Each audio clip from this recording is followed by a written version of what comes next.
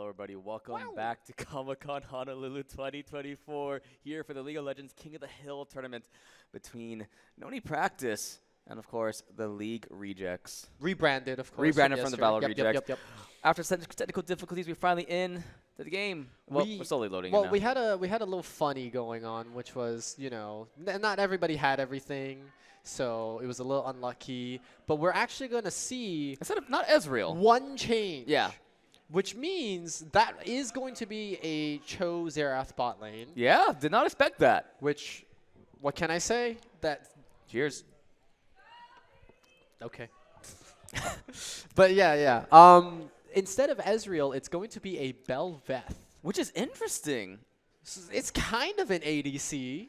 I'm saying more so about the Cho Xerath thing. That's really interesting. I think there's definitely some deadly combo you can do with it. Yeah, I feel like if you land the Cho Q or the Xerath E, I just feel like it's rough doing that against a Smolder though. I think we're gonna have to see who has the support item. Because if the Cho'Gath is farming, we gotta have a talk. You know, because that guy's going to have it rough. It's literally 3 ranged people and a little baby dinosaur in the lane. He's trying chomping on the stuff, but we'll see what happens. And it looks like it is farming the Cho'Gath. Okay, so the Cho's going to have to be a little bit careful. You're going to have to play this delicate balance of farming, but also not trying to give the Smolder too many stacks. Especially once the Smolder hits 25, because the Smolder doesn't have to directly hit you to get stacks. Wait a second, Henry. We might see some shenanigans, though. They do get the knock-up, so okay, they're and safe. the Q start. Wait. Oh, it's an Airy Xerath. It's an Airy. Okay. That's not what I was expecting. It's like you said, if they had, you know, the first strike, hey, cha-ching right there. Yep, first strike would have gotten maybe 12, 13 gold right there. Comet, I mean, at the very least, the mana flow band is proccing, okay? True. So you are going to get that cycle of mana out a little bit faster. But yeah, this is going to be interesting. You can see just in the Doran's purchases alone, right? Aggression on the side of No Need Practice, but very defensive Doran's items on the side of the League Rejects. So, which I think you need to have that, especially going against triple AD carries. Exactly. And the longsword triple pot for the Zed, that's not something we see too much except for Assassins nowadays. Yeah, which, I mean, he has the if you think about Assassin, you think of Zed, one of the most iconic Assassins in this game. Of course, it's probably 2 of the oldest champions in the game right currently, you know, Orianna versus Zed. You would know. There's 2011. Yeah. Well, anyway, here in the top side, we're talking about back shots by Gabe on the Varus, of course, while Obi-Wan Shinobi. What a name. I can't take you seriously when you emphasize the first half of Gabe's name. Oh, back shots? Every I time. was told to emphasize it. You were told to emphasize it. Yes. Anyway, the knock-up, he goes airborne for Bo. And, yeah, that's what we expected early on. You know, the farming is going to be very hard for Emerald Juicy.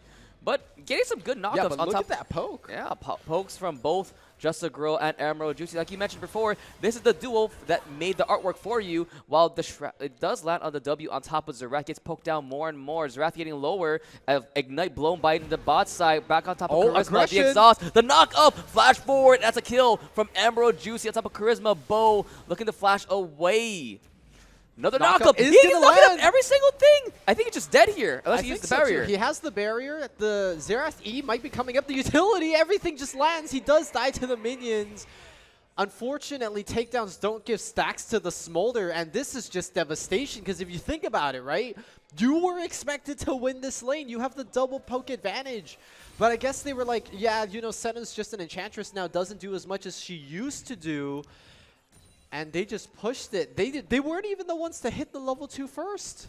They weren't, yeah, which is crazy. And as soon as they hit level 2, they just turned it immediately. But look at mid lane, though. Shadow's having a rough time against Kelly E, of course.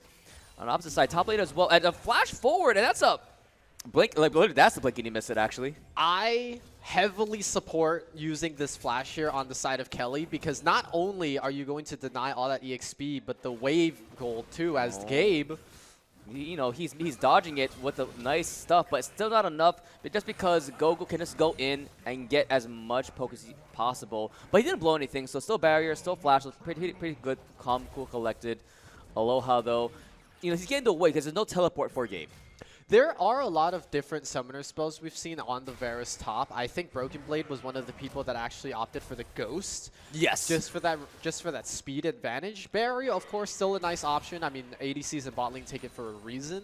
So unfortunate there. Smart on Gabe to not use anything, because understanding that Bel'Veth actually does have like 6 abilities at level 3 instead of your pseudo 3.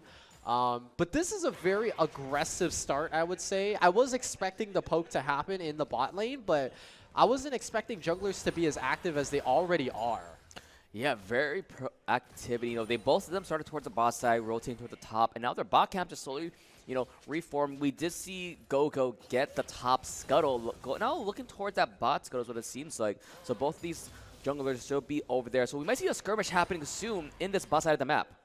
Now, the thing that I told our observer to keep track of is mid lane in the early stages, and then focus top, and then focus bot. The reason is because the grub timers, we've been seeing a lot of junglers focus the grubs lately. But the thing is, I actually don't want to see League Rejects go for grubs. I want them to be dragon stacking as, hold on. Gogo on top of Aloha. Aloha gets the Thunder crash down. I believe that did go to him as well with the smite. They're still fighting it out though. Finally, Kelly is coming over here. Aloha, though, still fighting it out. Aloha is airborne. Aloha might fall here, but the shield is enough to flash away. Gogo, they're going in. Here comes the Dragon, but the Dragon is assisting the enemy team. Dragon versus Dragon, but Shadow gets 1 kill for himself, and they're still going in. Bo gets slow, Bo gets knocked up, and Bo will fall. Double kill to the Zed, but the Shockwave will not find the kill, though. We'll find 3 as Charisma forced to flash away. Will get out, but they're still going in flash forward from everyone. Charisma slowly walking away. The Senna has to dodge it. Senna will not dodge it. Goes airborne. The silence, the slow. 1 more kill, 1 more attack will do it. Barely survived with a knock up. Dodges it. Instead, Just a Grow will get the kill. And the Rejects rejecting the practice.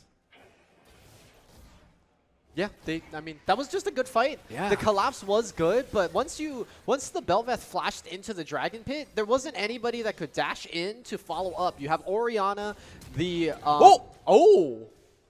He has hands. That makes one of us.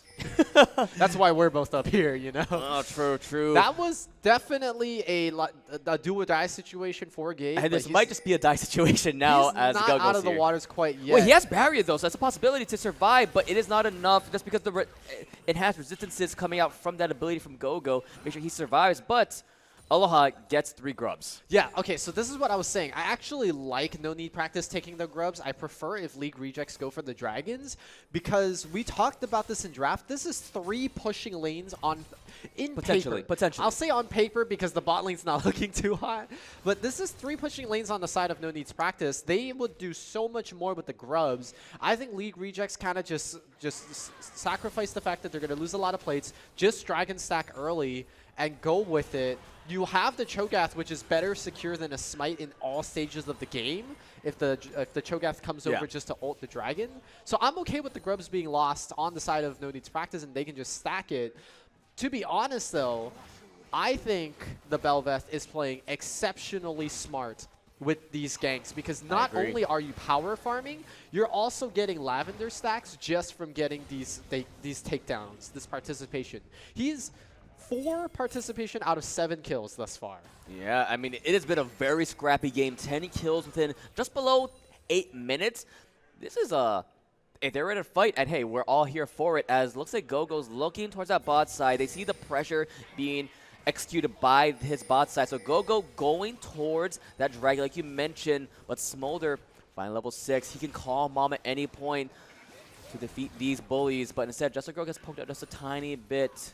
You see, I wonder if the Cho's going to use this eat for the dragon, or just for a minion, or even just for combat, because Aloha's coming in, Zed's roaming down for this Drake, but so is the Orianna. There's a full 4v4 action. Our observer has to pan out so far for this. But look at Aloha. He dodges the stun. Still on the dragon. Gogo's there. Shadow's there. Ultimate's at the top side. Backshots by Gabe. Gets Obi-Wan. though. And here There's comes Mom. Lands on the smite! Belveth. The smite, 3 HP. It goes to the Orianna. They're so funny. Zed using the ultimate. Charisma on the backside. Charisma, he's the other one getting the back shots, but Emerald Juicy kills him on a killing speed for the Cho'Gath. Aloha, he's huge. He's big. He's the Volibear. Gets slow on top of just a grill. The Thunder crashes down, and Kelly with another one. Getting the kill there, but here comes Shadow still has on the Shockwave. hunt. The Shockwave. Can it find them all? But Shockwave won't find them. Double kill to the Orianna. And everything goes bad for League Rejects. Yeah, that was a little bit of a desperation play from Gogo trying to secure the dragon. I appreciate the attempt, but it feels like the entire team wanted to escort the Belveth out after that. Mr. President. Yeah, and I don't think there was a way out, to be honest, so a little bit of overcommitment from the entire team. They do still have a little bit of a lead in terms of their tempo, but you also saw that Gabe was able to win the fight in the top lane. Yeah.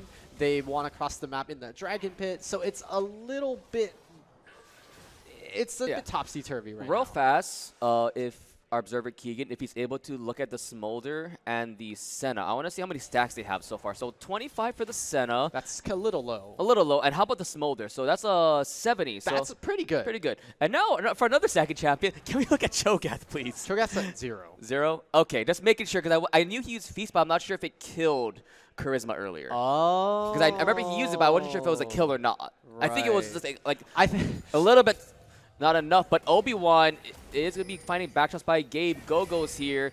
Ultimate's the not flash. available. Flash is not available. Barrier's there, but Aloha's coming up. Here comes the big bad bear blowing down the house down. Flash away from Go-Go. And he's just going away. I do like the fact that we used the rock onto the Volibear because you stole so much of that speed. Yeah. I mean, I don't even think Gogo had to flash as a result of that, but they're still playing very up. But the chains are down still for back shots. But here comes they're Obi-Wan split. Shinobi. They're split. They're still going in, but back shots. You first hit the barrier. Back shots by Gabe. Will slay one. Looking for the second one, but instead he will not fall just yet. Gabe with the flash from Shinobi. He has the high ground, but the high ground's not enough. The rampage for the Orianna as grubs spawn. And there's the first eat from Emerald. Big engage coming out, but the Orianna has to TP just to salvage the situation. Does still have the ultimate. It's going to be a double. Beautiful cleanup from Kelly here. Just playing across the map beautifully. And I was going to mention, it looked like the Varus lived way longer than he should have. You're not going to believe this. The fleet footwork cooldown came off, autoed the Malphite, gave him that extra 100 health, and there's that AP build we were talking about. The Rod of Ages. Which I think that's very smart M to get first, especially against this kind of team with the Zed, the Cho'Gath. Kelly is godlike, and it seems like Charisma will be falling there. And there's the bloom for you, but you're getting lower and lower with the Mom coming in, dropping a little bit HP. Bo decides not to go in just yet. Has a flap, but decides not to use it. Yeah, I was a little bit scared for the Belveth taking that endless banquet there because it was definitely in turret range, but they went for it. But so now they get, I believe, 60 seconds of empowered Belveth. Only the jungle, the Herald, the Baron, and the Drakes give you the extra bit. Got it. Fun fact, though. What's up? Each little grub gives you 2 stacks of the lavender, Oh, which really? is equivalent to 1 entire Rift Herald. That's kind of broken. So if you take all 6 grubs, you actually get 12 stacks versus 2 stacks from the Rift Herald. It's a little unlucky that Team No Need Practice has all the grubs. Yep. Oh, wow, look, it's Toji from JJK. Oh. There was actually somebody that came in early that was Sasset. Oh, flash committed. That was almost close. He almost got out because it looks like Aloha auto-canceled, actually. Yeah, and the Sky Splitter didn't necessarily turn off the turret. Oh, we were told that, yeah. Sets in the next game. Okay. Well, I didn't know Nevin's playing. Wow. I mean, we've got a Yoru on stage right now. We got a Yoru on stage as Go-Go half health because of the piercing arrow from backshots by Gabe. They could try to get this turret. I was going to say, I think they stick this unless somebody comes into TP because this turret is low. They have 6 grubs. This would be first turret. Wait, they're just going to get the turret and kill him. But they're still going in. Look at the Senna ultimate. Yep, that's smart. I like that. And now let's look at bot side, though, because that's a big ultimate to not have anymore. It looks like the Zed is roaming because the reset coming out from the Orianna, but I don't think anything should happen just yet unless he decides to go in. Volibear will get the channel off. So the action denied. Top side. Action denied, but not only that, as I'm looking at the itemization that's coming out, we see the Seraphs finally completed for the Orianna. We don't typically see Seraphs anymore because it's considered a more defensive item. Yeah. You could obviously go for something more aggressive like the Death Cap or even Shadow Flame or even... I mean, hey, if you had that Shadow Flame, that would have been a... Okay, well, he already got the kill anyway, but instead going top of Kelly E. Kelly does have the shield, though. It gets popped, and it's so much. And hey, we mocked it, but instead, it's actually really useful in this scenario as Emerald flashes in. Oh! He almost got the stack, but it was just 10 HP, what it looked like, as he will get rooted in place. But the knock-up, the stun, on top of the Volibear. Volibear will not continue. And I was going to say, he didn't get any hard seal procs just yet, but he finally did. 5-1-2 now, but here comes back shots by Gabe in a predicament. Under turret gets stunned up, gets side, get knocked up. Gabe misses the arrow. Gabe still surviving. Gabe with the auto, but here comes the Malphite ultimate. It misses. He wants to go for more, but Obi-Wan Shinobi saved the support. That might have been a double kill for Gabe there. That is some fancy footwork going on right there. Dodges the Malphite ult. Kites the Cho perfectly to deny a Heartsteel proc. Everything just working out so well. And you could see, that wasn't even 3 autos on the Cho. That was 2 autos and then just a Q.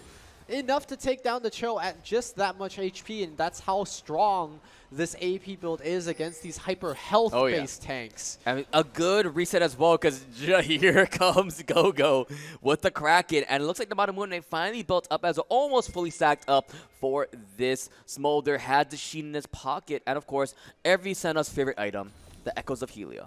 Well, now. For now. Yeah, now it is. I do miss the lethality just a little bit. Just a little. I saw it in someone, I forget whose game I was watching. Someone built it. I'm like, you're a little late, buddy. It's not bad, but no ability scales it now, which is the downside. It still does a decent amount of damage based on just how it works. Obi-Wan saw the scrying orb get popped there. Shadow on the side. So is Obi-Wan. No ultimate available just yet. Charisma on the side. Here comes the ninja, but the command shockwave with the exhaust. It just does nothing there as the Herald finally getting started up by one of the teams. And, of course, it is no need practice. 9-1-3 on this Orianna. A 50 CS gap as well. This set's a little behind. A little. Nothing too crazy. But I actually want to talk about the Smolders build because we've been seeing 2 different versions of the Smolders build. We've been seeing the Essence Reaver into the Spear of Shojin into the RFC. But we've also been seeing this one that the Smolder is building, which we've only really seen in the mid lane, which is the tier item into the Triforce, into the RFC. Both obviously have their advantages, but it's kind of interesting. How many stacks does Smolder have now, actually? I'm going to guess 120. Okay, so he has the second upgrade already, so like he's a little higher, looking a little less than around 80 until he gets the second form. But though, here comes Go-Go, here comes the Wrath, popping the ultimate, looking for the slow, flash away from Charisma, looking for more, backshots on the bot side, gating Obi-Wan Shinobi, still looking to land the ultimates. Instead, all 4 members have to back away for Team League rejects as they're just losing on the bot side as Gabe's pushing in top side. Kelly E is pushing in as well. Go-Go in trouble. Go-Go with a flash, though. Going in on top of Gabe. Gabe getting lower and lower, getting stunned up. Here comes the big bad bear. Gabe gets 1, still alive. Double kill for back shots by Gabe. Charisma on the backside. He's getting lower and lower. The Shurikens will get him as Zed finally surviving. But the minions and the support item slaying down Gabe. Shutdown going over to Zerath. As CP coming in from Shinobi. Has the ultimate as well. Herald will fall. They're looking at the bear. Zooming. Zoom is Shinobi looking for the bear. Bear gets knocked up. Going in further and further top side. They're losing out their turrets. The minions pushing in. Aloha is running. He's sprinting away from this team. And he should survive, hypothetically. That is very unfortunate, spending multi-man for a chase just to not really get too much out of it. Lost a third of the HP on top side. Yeah, not too great for the time being. And while all of this is happening, the Smolder is stacking pretty well, as we were talking about. So to be honest, nothing going too far awry on the side of No Need Practice. I guess they're a little bit more true to their name than we thought. Yeah, they've actually have been practicing, actually. Yeah, all of them were in practice tool. It's kind of ironic. No, like, they actually have, like, they were practicing a couple days ago as a full 5 unit, so I'm like, this team name's a little sus, actually. Oh. Anyway. I guess they're lying to us. They're liars. SMH. It's what's it called? It's for the mental edge. So I just want to point out, ever since that first time we saw the stack, but the Shockwave almost one-shots just a grill. Emerald hasn't had a Heartsteel proc since that first time he got the proc, but instead he might finally get one here as backshots by Gabe getting caught out though. Force the barrier, force the flash, but he should fall here as he does 1-for-1 on the Belv, and that's a crucial member with 40 seconds left until the Dragon spawns. He should be up by then, but No Need Practice should get there first for the Dragon. I think, actually, we'll wait for this to end. I feel like there could be something that happens. Bomb is going to come out. Zed's going in also. Not going to devote the ultimate quite yet. There it is now. I think it's a little bit too late because Senna Sustain is here. We've got the stacks from the Smolder proccing. There's going to be the root. Is it going to mean anything? Xerath's stun is going to miss. Aloha's pushing forward, decides to fall back now, because the Dragon is up. I want to point out as well, you see Charisma keep on using these Qs aggressively, but you don't do damage anymore with the Qs as much. You're mostly used to, help sustain the Smolder, help sustain your carries. So even though you try to land these Qs, land these autos, you pretty much tickle them now. Absolutely. So it's a little unfortunate, and you can see Gogo's trying to get in there. It could be a desperation steal attempt. I don't think anything like that is going to happen, though. I saw top lane some fishy stuff was happening, but looks like Kelly should be fine, though. Gogo and Just a Grill trying to see what they could do here. Applying a lot of pressure on this Dragon, but it looks like it might not be a steal unless he flashes for it. Look for the flash, has the vision. He steals the Dragon! Objective bounties as well. The Belveth with the steal, and that's what you needed. That steal took our observer so off guard, he jerked the camera. Oh, look at those souls for the Sentinel. 3 souls. And beautiful. look at what they're going towards. This might just be an insta Baron for Team No Need Practice, which, hey, smart decision. You have 15 seconds left until Gogo is up. No flash as well. No vision at all from this League Rejects team. They're just rejecting the vision here. I was going to say, it's kind of a choice you had to make if you were Gogo. You were either going to get the objective bounty on the Dragon, or you would have to take the harder chance of stealing away this Baron. You do know you were going to die doing one or the other. Imagine. Shadow can do the funniest thing here, but the command Shockwave. I almost blinked there. I almost missed it. That was pretty funny. That was he got one shot. If he got. And unfortunately, there is no ultimate as well for the Choga. He can't feast on this Baron, protect the flash feast, as this should just be for sure. They're using the ultimate, gets a vision of where Kelly E is. As down bot side, Gabe is still pushing. I'm just saying, Xerath, you are very good at landing these ultimates. I'm just saying first check her PC, check her PC. I'm saying first strike would have been such a good choice. I thought backshots by Gabe getting lower and lower. Center ultimate will be popped though. Backshots by Gabe is still airborne. He's still stunned up. Check his CC score because he cannot move. Wouldn't we be checking the other people's CC score? Oh, true. Oh, no, I can find a CC length, when you die. The swirly icon. Yeah, the swirly icon. Yeah. At least like 4 seconds. It just gave up on numbers, and it says way too long. It has said gray screen. Didn't move at all. But still, we talked about it a little bit earlier, but still, Orianna, 10-1-3, though, nearly flame horizoning the Zed of Shadow. Oh, there it is. Oh, yeah, there it is. Was Shadow the, is that the Yoda player? I don't know. Because I think Obi-Wan Shinobi is the Cloud9 guy. Yes. So the question, if it's Gogo or Shadow for the other two. I'm not too sure.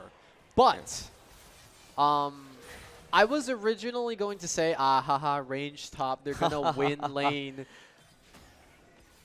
Gabe just built a hole breaker. He built a hole breaker. Gabe, what is that? He's like cringe ascendant, Oh, he's ascending above. But it's just crazy, though. With a triple 80 carries rushing down mid now. The lengths people go through to win a game of League of Legends. This has been a scrappy game, though. And what you need to be a little cringe to win this kind of scrappy, ballsy games as they're going in, pushing down mid now. There is going to be a full 5-man commit coming out from this team. Look at Gogo on the side. Gogo looking to see what they can do here. Knocked up, but Gogo still in the bush, still in the darkness, trying to see what they can do. He gets through, looking for the ball. Look at KLE for the shockwave. This could be it with the Baron pushing down mid. Gogo still waiting. They're going in on top of KLE.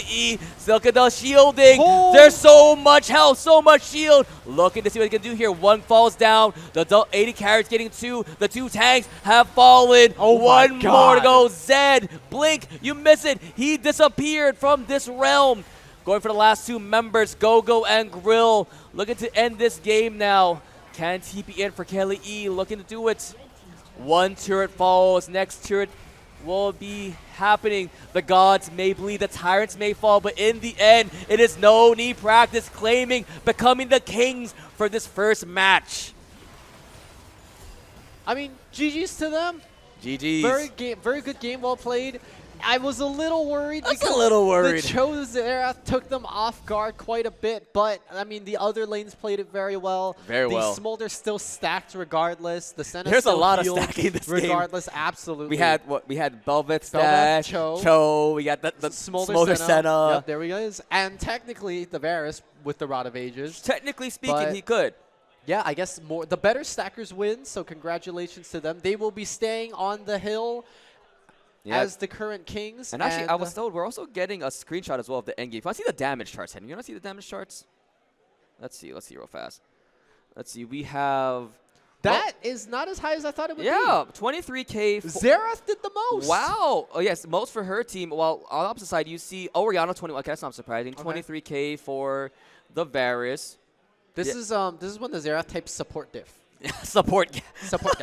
That's toxic. But anyway, what an explosive first game. And from what I heard as well, our next challenger is someone we're also familiar with. Mini is coming into play as well. Oh, okay. West Oahu represent, I think? Yeah, West representatives. And he's here for all these tournaments. So now we see a lot of the old guard coming against the new guard now with Mini and his team. All right, we're going to see how well they do as we get the next game ready for you guys. Don't go anywhere. We will be right back.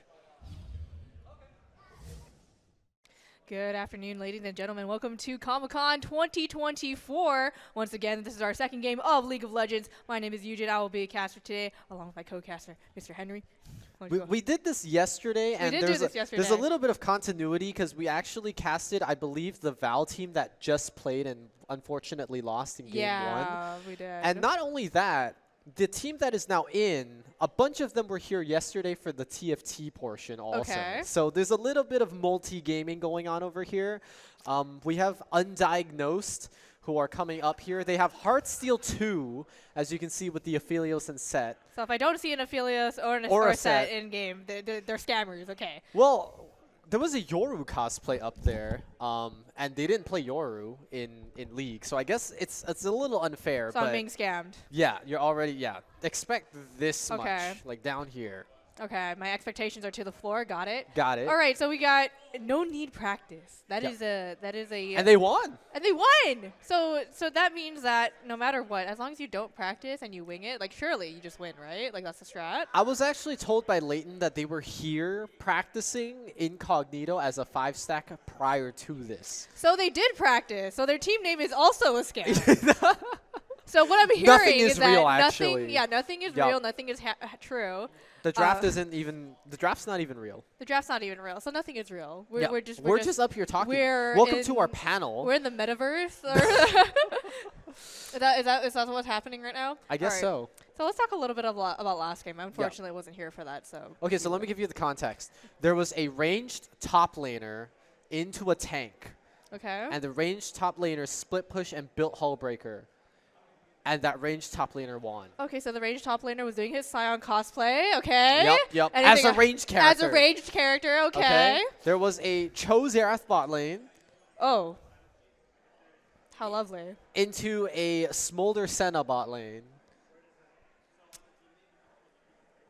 Also lovely. And the Zed lost. Lovely. Yep. I think that pretty much sums it up. I think that's pretty much it. If I say what I think, I will be suspended for 6 months. Oh, only 6? 10, 12. I was gonna say I'm that's not a lot count- shorter than last time. I'm not Okay, counting. okay. So. I mean, that's just around the time for the next con, so it might actually work. You know. True. So just speak your. I'm just kidding. Speak my truth because the truth hurts. Yep. So I think that now would be a good time to remind, if the new team is listening in, that even though we are doing tournament draft, it doesn't mean you have every champion unlocked, because we did run into that problem in the first game. You only have the champions tied into your account. So if you do plan on swapping with a teammate, you do have to make sure you and that teammate have those champions. Yeah. Exactly. Otherwise, we're going to have to redo the draft again, and it's not going to be too great. To be honest, it's kind of funny because I was thinking about this in the post game. I think picks and bans lasted longer than game 1 itself. That's crazy to think about. I'm not gonna lie. Wait, Yeah. are we into the map draft yet?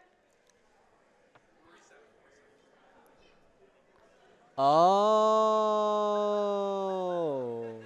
Bro. Everybody gets one mess up. Everybody gets one mess up, okay? That team locked in a champion that they couldn't swap. Okay. That team literally had to go to the bathroom at some point and just held us here. And so now our observer gets one. Okay, what do we get? Huh? What do we get? You get a pass. You get to proc the 6-month ban right now. There are kids! Are there? Are there? There are some kids. Oh, now there's okay. Now that that's a team. PC issue. Yeah, but all right. that's So new drinking game. Take a shot every time we have an issue. Oh. Are you making it to Shea Kenzo's? Of course I will. Oh. I'm a Korean, sir. Okay. But what if we hit you with the? I don't know. I can't think of one. What if we just give you vodka? Like just welcome to Comic-Con League of Legends 2024, sponsored by Tito's, by the way. Just to have like a little. I heard Cheetos. I was like, Cheetos? I didn't. Yeah, I didn't. Oh no, I heard Cheetos. I was like, I didn't know Cheetos made alcohol. I wouldn't be surprised. There's like Doritos Really? vodka. Yeah, there's a Doritos vodka out there. It's absolutely disgusting, but there's a I would Doritos. hope so. There's a Doritos vodka. It is gross. Tech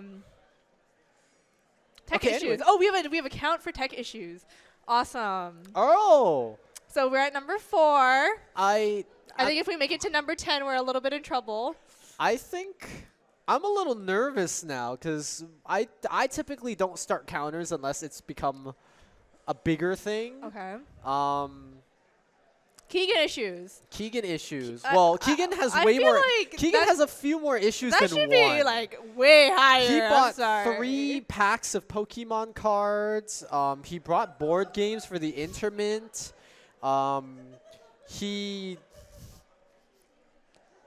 Let's just stop there. I was gonna say, I thought you were talking about Chris for a second, not Keegan. Oh my lord! Well, Chris actually. Never mind. If we're talking about issues, Chris with single-handedly funneled three boosts today, over the course of the oh my god! weekend. Wait, okay. Okay, we're in. Backshots by Game is a crazy name. Is it? Oh. Alright, I don't Gabe. recognize that, but. I do. Oh, okay. I recognize that name. Congrats. All right, Gabriel, sir. What the heck? Oh, he's looking. You're doing great. No, you're not. This is why we have us two, the good cop, bad cop synergy going on the casting desk. Just in case So Limp Noodle versus actual human being. I got What you. the? I can still take this off and put Colton up here if you want. So nothing would change. Oh, well, no, you'd get retaliation. So nothing would change. Uh, All right, so we got so let's actually get into the game Okay, here. yeah. So we got the first 2 bans for No Need Practice. So they're gonna be Yep. banning out Graves and Zyra. 2 junglers, actually, with the current meta right now. Zyra's Oh, been right. playing a lot of, the AP, Okay. DOT junglers, yeah. We got a Kali and Fizz ban. So I'm assuming that. Oh, and Rengar. Okay, Rengar's coming out for the 3rd. These are a lot of like high scale champions. They definitely are. These are a lot of high scale champions, and I think that's kind of what you want to ban, especially if you're doing your research on these people and you find out they're a 1-trick or a 2-trick, you want to ban their best champion for sure. That's true. I would be surprised if the Orianna gets let through because Kelly E played a really good game of it in the last one. That's why the Zed lost. I think the Ori ended like 12-3, something like that, which is pretty good going into an assassin of all things, right? So the last ban is going to be the Udyr. We're going to round it out with another jungle ban. I wouldn't be surprised to see the junglers in the first half then, because then we might start seeing some weird junglers if not. I want to see Brand jungle. Okay. There is the Brand jungle. There's also like first pick. There's also like Sejuani. That's still pretty good. That's kind of really it. Set. We did get the set. So thank you for listening, Heartsteel, Team Heartsteel. Team Heartsteel. Thank you. I love your wig, by the way. I had to confirm with the people that were here yesterday. I think he was one of our TFT players, but he was in a completely different cosplay yesterday. I like the dedication. He was the one with the yellow hair, if I wasn't mistaken. I like the dedication. Okay, so we got set Nami locked in. So Nami support, I'm assuming it's going to be set top.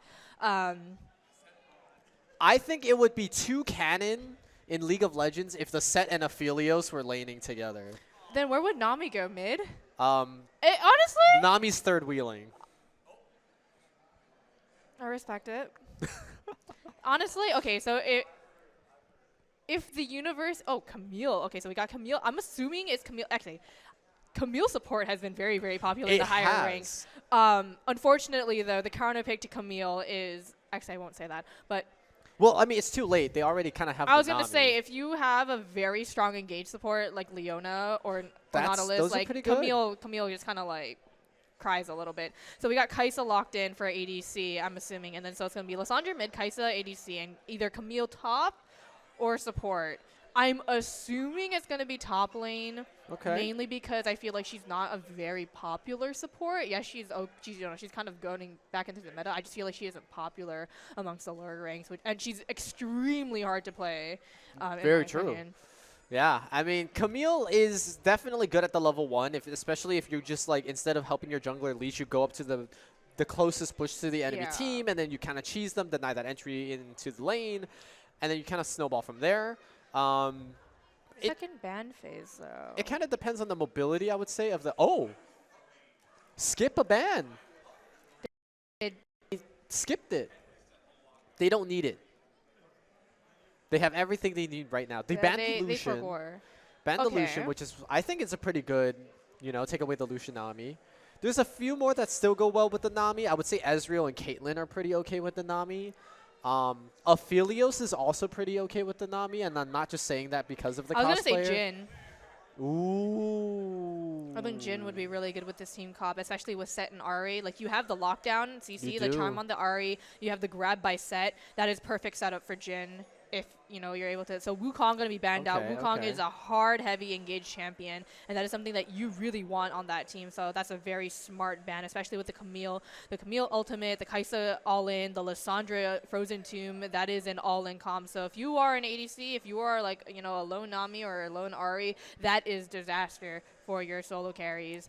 I'm just kind of curious at what the last ban was going to be. Okay, so it's going to be Kindred. Yeah, so I was going to say both teams haven't picked their junglers yet, which is kind of not what we expected given the huge pressure of jungle bans already in the first half. They might be trying to save it for the counter pick on the side of red. Probably. Which Smolder ADC, so we got Smolder Nami, we got the Freak Show bot lane.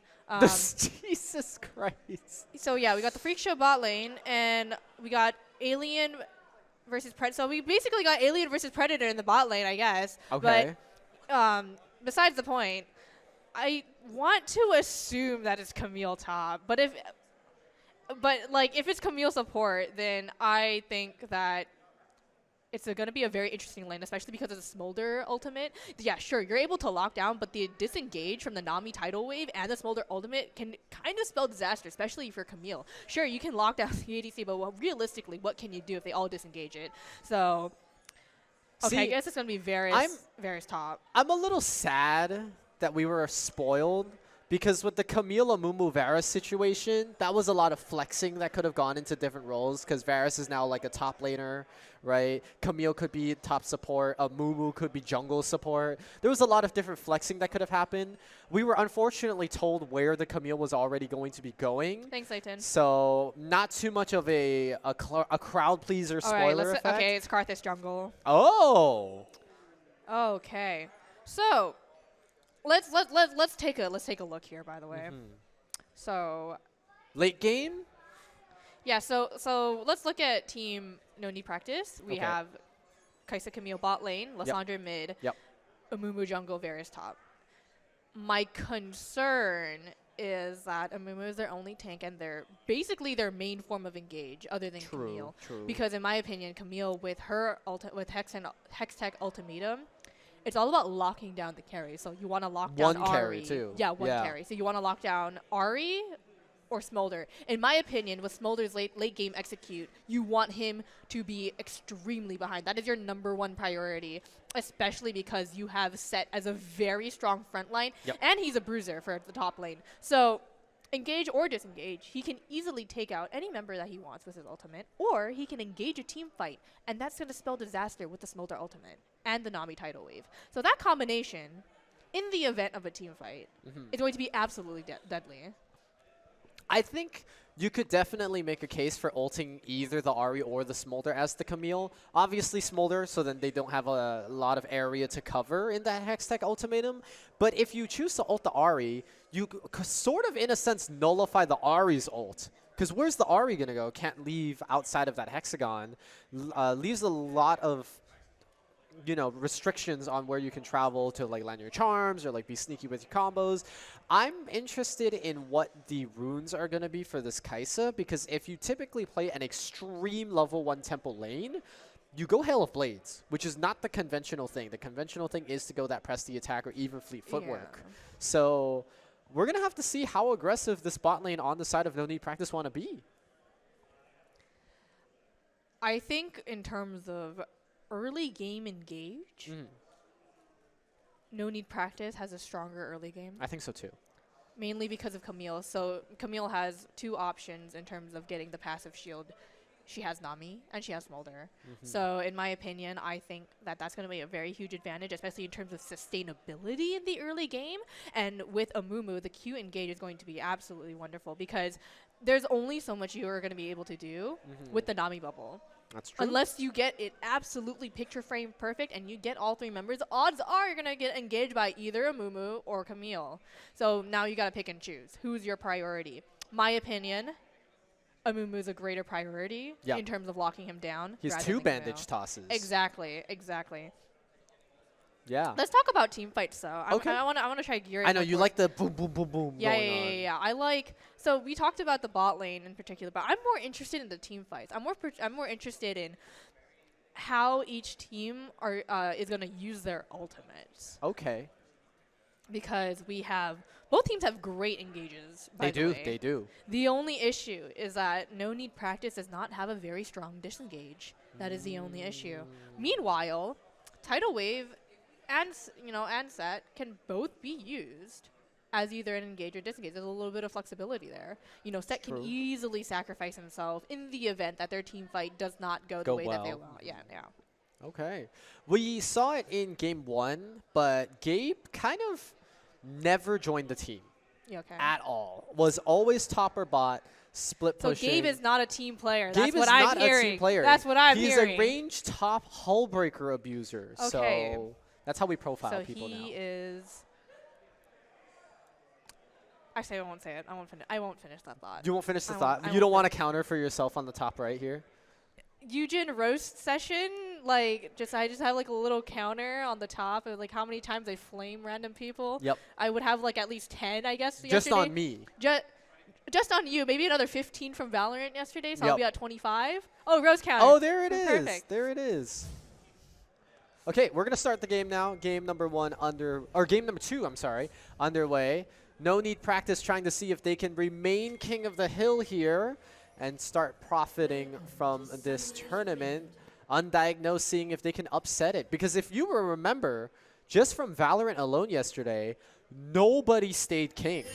Everybody got taken over by the next king as soon as that game happened. So that could be something that happens here also. Yeah, I'm more interested in this strategy by No Need Practice because it looks like they were going for the engage, but didn't really get the opportunity because of that really early ward from Undiagnosed. Okay. And you can see Charisma's going for that Hail Blades, which is the typical expectation for the Camille. We've also been seeing it if you play Poppy support. Just like you just E in. It doesn't even matter if you slam them against the wall. You E in. You can get 2 autos off from Hail of Blades before they start walking out of your auto range, which is very, very deadly. On top of the Buckler auto. Oh boy, this is the strategy that you were talking about, the early Camille Kaisa Bush, and that has been very, very popular. If you do play Kaisa, but you don't really see her being played as a support in the lower ranks. I would say like once you reach Emerald and higher, then you're going to see her a little bit more often. I believe she's pretty high on the board right now. Absolutely so. I want to see what they got as their first skill. I'm wondering if the Nami went for sustainability with the W or if she went for the engage with the bubble. That's what I'm more curious about. Most Camille's start with the Q regardless because they want the passive shield.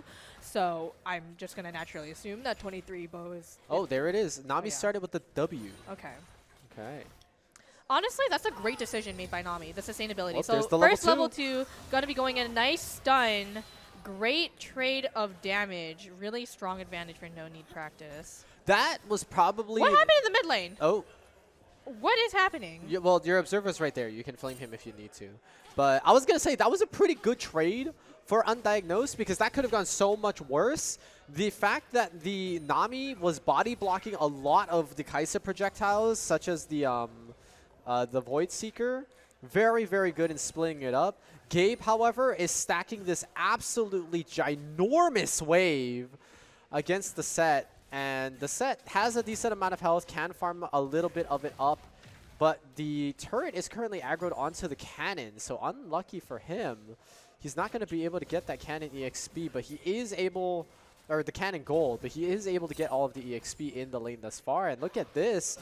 No Need Practice with the pushing lanes, and Shocha. Nice ignite flashing forward. Socha is going to be falling to Charisma. First blood. That is a very aggressive support. That is devious. That is what that is. Well, not even that. Charisma now has red buff. That's a huge advantage. So it looks like Aloha is going to be going for a gang, 3-man gang onto the bot lane. It's Teku and Baby Shark going to be in a lot of trouble here if this gank goes through. But it looks like Charisma is actually going to be helping Amumu into counter jungling, which I'm not opposed to. I'm honestly not opposed to. Yeah, I'm not opposed to either because we know how weak Karthus early game is, especially in that jungle. You're so vulnerable. You don't really have a lot of damage. The Q is not easy to land at low levels.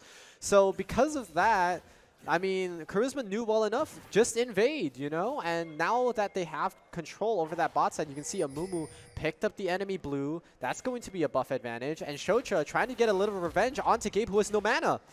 Yeah, I think he's going to try go kill for kill here onto Cousin Moulin, but there's just not enough. Force a flash and a barrier. But the W and the wall from Karthus is just going to clean up real easily. So there's a little bit of a trade there. You take my jungle, I take your top laner. Hey, man. Blue buff for 300 gold in the top lane. I think as Karthus, I would take that trade any day of the week, especially because that's going to put the Karthus in a better position to buy the Faded Ashes, that 900 gold damage over time item. So prevalent on these AP junglers. We've been seeing on people like the Morgana, like the Zyra, like the Brand that you wanted to see in this draft. Karthus is one of them that we didn't get to mention. And both mid laners kind of just trading it out for the time being. Junglers resetting just a little bit. The full all in. Teleport flashes over to the Raptor Karthus pit, though. But Socha's there waiting for him. Wait, he's no mana. Charisma hookshot going to be throwing with a stun, and Socha's going to be paying for it with his life. A little bit too much to handle as Kelly not only gets the mid lane kill, walks away scot-free, and Charisma is a great support, by the way. So much movement, so much map awareness, and that was picture perfect. Oh. Wow. That That's not going to be good. This wave is pushing away from the set. Yeah, that's a little. You know, he wanted his revenge from the earlier gank. That's fine. Well, to be honest, don't think Shocha nor Momoland was expecting that all in from the Lissandra because one, Lissandra was still level 5, didn't have the Frozen Tumor or anything like that. But also number 2, Karthus was so low on mana, didn't think that the flash over was going to happen, the flash engage was going to happen, and you know, Ari kind of just falls, and 2 kills on the support typically isn't good, but on a Camille, it's pretty damn good. Lands the bubble onto Camille. The sneeze from Smolder does a surprisingly lot of damage. And the slow. You don't think it's going to do it, but in addition to the Nami E, the damage on the Smolder snout is actually kind of nuts. But it looks like Kelly tried to look for a gank, place the pink ward, not gonna get it. So red side's bot lane is kind of in a predicament. Nice glacial pass over the wall. Momoland Spirit Orb doesn't quite hit the mark though. Okay, this is going to be the first dragon. We had the soul last game, so we are going to be guaranteed a different soul for this one now that Hextech is off the table. Oh my god, Gabe! Whoa! Really awesome Q, stole the Void Grubs.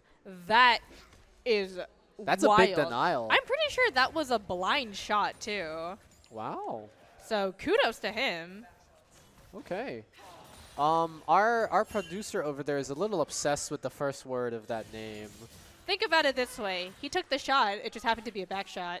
Oh. That was awful. I'm not going to think about it, I'm actually. sorry. I apologize. Okay. Oh, both junglers playing a little. Oh, no, that's the mid laner. That's the mid laner. Oh, Socha is luckily in the bush recalling. I love the emote. But Kelly is kind of on the hunt. I kind of almost don't like this because I feel like he's losing a lot of XP in the mid lane trying to hunt for the jungler. I was going to say I respect the hustle because I think the goal was just to save the camps for the Amumu. And you're right, you do lose that EXP in the mid lane just a little bit. But you do have that kill advantage, so you've got Lost Chapter already. You've got beautiful mana sustain. And the rest of your team is looking pretty good. I mean, it's not a desperation situation, but you can already see that this ranged top laner thing better not continue for a third game by Gabe. Oh! Oh. Oh, our observer apologized. To God, though, not to us. So Keegan Blunderless has reached number 7. Keegan blundered like Keegan Blunderless has reached numero 7. Let's update that, please. Thank you. But Kazumin versus... Oh, it lands the ultimate. Nice route into the queue. And Hail of Arrows isn't just low enough, but Aloha looking for the bandage toss. Music. And that is a beautiful gank. I did not think that was Charisma finds Socha, but Momoland gonna be there. Spirit Rush, Charm, and going out. Does Charisma have the Lissandra? Oh my god, Lissandra's there. Frozen Tomb? Oh, sorry, that was not Frozen Tomb. That was the W. But Charisma trying to look for the opening for Socha. Does not have Hexstem Ultimatum. Is still level 5 Hawkshot. Going in, the root goes through. Forced to flash over the wall. Momoland gonna escape by the skin of his teeth. And bot lane trades 1 for 1 in the weirdest scenario here. I mean, I guess it works out, but the real loser here is the Smolder because 1, Nami got the kill, but 2, you're also missing time on the Rift, so you can't stack as well. And I guess there's a repeat coming out right here because the set's going in. Aloha misses the ultimate, lands the smite though. Cosmin's going to be forced back to tower, but the Q from Gabe, the arrow hits the mark, and he will get a kill. I also did not think that was going to kill because obviously... He probably used the W with the Q because it's max percentage, so I'm thinking that he popped the W in addition to the Q. Maybe. So that's what I'm thinking. Oh, Requiem coming out though. Is it going to get anybody? No. Answer's no.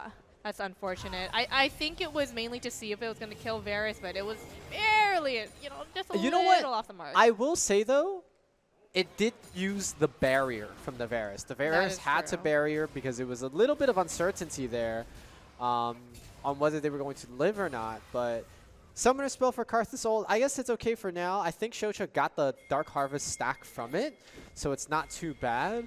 We're still seeing more of this counter jungling, and in fact, Shocha got discovered here.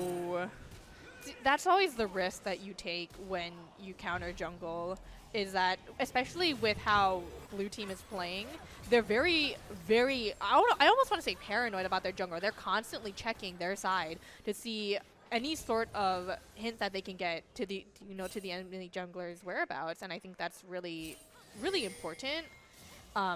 Despite the slight EXP loss in the lane, but they're pretty good about it. They're taking turns going into the jungle, checking and warding. So really good communication, really good teamwork.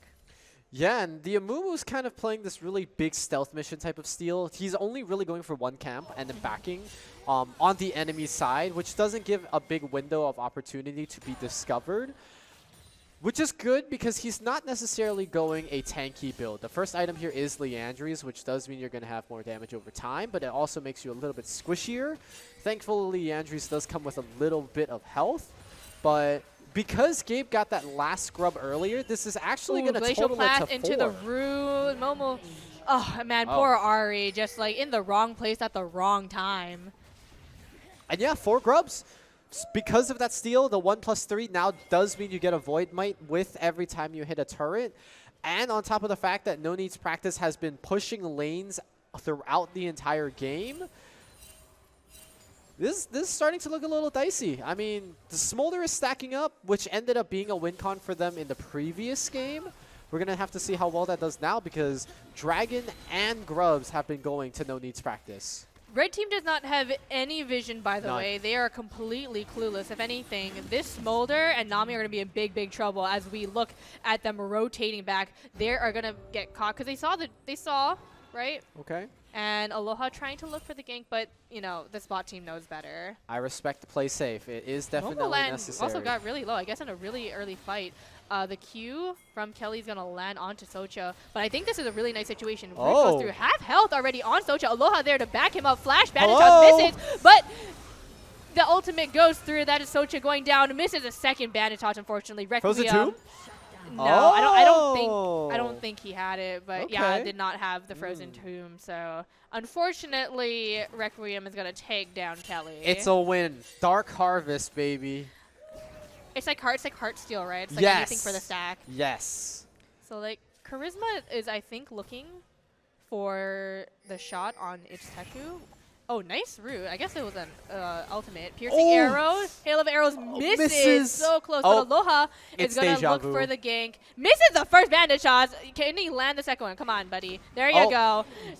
And it hits the E just to make sure. That hitbox was a little forgiving. I'm not going to lie. That was a Nautilus hook type of bandage toss, if you get what I'm saying. Right? It's this one.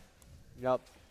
But first turret going to go down for No Need Practice. So that's going to be a lot of gold for them. Huge advantage. Same first turret at about the same time as game number 1 also. So Gabe being put in this position to recreate what he did in the last game as is, already has the Rod of Ages to start stacking, making it a lot more difficult to be killed here. And Smolder just stacking up. He's at 87, a little bit behind, I would say. But it's kind of hard when you're playing against Kaisa Camille, to be honest. So any stack really is just any stack to begin with. Momoland, however, does get the revenge onto the Lissandra. Oh, but Gabe is there to back him up. He might be looking for the piercing arrow onto Momoland, but they could easily just have one auto on this turret and call it a day. Okay. So that's exactly what they're going to be doing here. Yep. So that's 2 turrets down. Yeah, funneling more gold to Gabe. Oh, 23. Oh, going to be in a really bad spot. It's Teku. Tidal Wave misses. Both ultimates from the bot lane missing, by the way. But I think this should be over and done with the bubble landing. Forced to pop the barrier. Exhaust going through as well. Unable to get it. But Charisma there to back him up. Hook shot. Flashes the hook shot. But doesn't matter. Hexa Idomatum in the bot lane. Will he get it? The barrier being forced off. Stun goes through. And he doesn't get the kill. Aloha trying to make up for his teammates' fallen injuries. But only gets the Nami, does not get the ADC, and that's where all the gold is. You need to get that Smolder. I mean, the other thing is, the Mumu's on a 4-kill streak. You just gave away such a big bounty over to the Karthus. And Karthus with the first item completed, the junglers are not that far apart, and we know the damage levels Karthus can do later. Not even that. Kelly's going to be going on to Momoland. Stun and charm landing at the same time, but it's just a matter of sheer damage. You know, you have the Sork boost, you have Malignance, and Ari doesn't even have a completed item yet. And Sochu caught in the wrong place at the wrong time. Charisma and Kelly on pursuit for Socha. Glacial Path landing with the root, and that is Socha going down. Another kill going to Kelly. Beautiful performances from Kelly has been. I guess Requiem went out but unable to kill Charisma. No, it's the Harvest again. It's the Harvest. Yes, that's sorry, my bad. Dark Harvest. Yeah, the Long Con. We're hoping the game is really not having a good time up here. We're hoping the game is like 68 and 1,000 seconds long, so then the Karthus has enough Harvest stacks. Until then, they're sitting pretty. They're slowly going to bleed out until that scaling factor overtakes the gold. Aloha just working pretty hard up here with the neutrals. Already has the 2 dragons. It's going to be Ocean Rift. You are going to love to have Ocean Rift if you're no needs practice. On the side of Undiagnosed, though, because you have no Drakes yet, 4 Ocean Drakes, if you manage to get that. That is huge for Kaisa and Lysandra in particular. Oh, yeah. And Set. And Set. Well, if it happens. It happens. If it happens. Yeah, if it happens. Kelly got a really early Bansheesville, which I can respect. There's a lot of CC on this team. You got the Ari Charm, you got the Karthus Wall, you got the Nami Bubble, and the Tidal Wave. So in terms of just raw CC on the enemy team, that's a great decision. Looks like we might get a team fight. Root going in for Kelly. The stun and Frozen Tomb go through. Tidal Wave coming out as well. Unable to get the kill, but Charisma's there to back him up. He's going to get it. Pops the Blast Cone. Socha on the run with the rest of his teammates. That's a great pick in the jungle for no need practice. Yep, Ari down once again, 1-5-0. Oh, but Baby Shark, you're out of position, buddy. Charisma's hunting for you. They might try to risk a turret dive because Hextech Ultimatum is up. Kaisa also has ultimate. And the Herald was summoned mid lane. Kazumin loses a tier 2 turret. Socha and Curse of the Mummy just locks it in. Like, what do you really do when you have 2 lock-in ultimates like that? You have the Frozen Tomb on Lysandra, you have Curse of the Sad Mummy on Amumu. Realistically speaking, how can you escape the double root? I was actually gonna say, we didn't catch it on camera. This is a good thing though, because the Amumu went into the Rift Herald and drove it into a wall.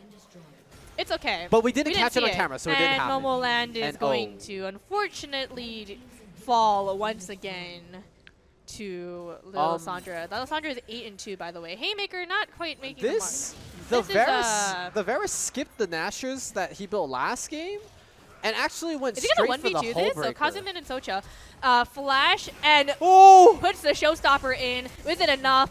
And the shield goes out, but Kazumin's gonna fall. Will Socha be next? Lysandra's on the way, the root, and it's so much. The burn, okay. Yeah, but the burn doesn't, pops the Requiem just to make sure, but, Bansheesville covers that for him. So that is 23-8 for no need practice against Undiagnosed with one inhibitor down. With one inhibitor down, about to be. Oh, okay, never mind. They're backing off the second inhibitor. But yeah, Momoland and Baby Shark, try to defend them off as much as they can. But I think, with Baron spawning in about a minute, you're probably going to be setting up for that. Realistically speaking, there is unironically no way that Undiagnosed fights for the Baron, given that Gabriel or Kelly could easily, split push and end the game. I have this terrible fear in the back of my mind that this game may not get to a Baron. I hope that's not true. I don't want that to be true. But Me too. It's looking pretty dire. At some point, I was like, yeah, they're going to bleed out. They don't really have a choice against this. Teku is going to face check here. And Kelly took 2 turret shots. Might Kelly, be for it with his life. Misses the ultimate. The bubble locks him in, though, so that's a beautiful shutdown. Unfortunately, goes to the wrong person. I know. The Nami autoed it. Oh, and backshots by Gabe. Oh, good morning. Tidal Wave trying to do whatever he can, but the ultimate really locks him down. Oh, my Lord. Pops Piercing Arrow with the W passive, so that's going to do a lot of damage. Yep, Charisma, that's the AP. Charisma, scaring off Socha, but Socha, bro, you're level 13, and Charisma's level 9. Come on, show a little bit more backbone. This guy's definitely Charisma 100, because he keeps charming people in, and then he just eliminates them, in a way. So I don't know how else this is going to go. That's going to be another kill onto Momoland. Bo is doing pretty well right now. 3-2-1 on the Kaisa. Has the Static Shift, has the Gwinsus. everybody's definitely hitting their power spikes right about now. And yeah, you called it. 20 minutes pretty much on the dot, and the Baron is going to get taken. Undiagnosed have no clue that this is happening, so this is going to be a clean, blind Baron to further bolster the fact that Gabe has been pushing this side lane. Already took down that top inhibitor quite a while ago. Is aiming for this bottom inhibitor now. He's doing pretty well. And not only that, because he has all this priority on the bot side, he could also take the camps if he chooses to.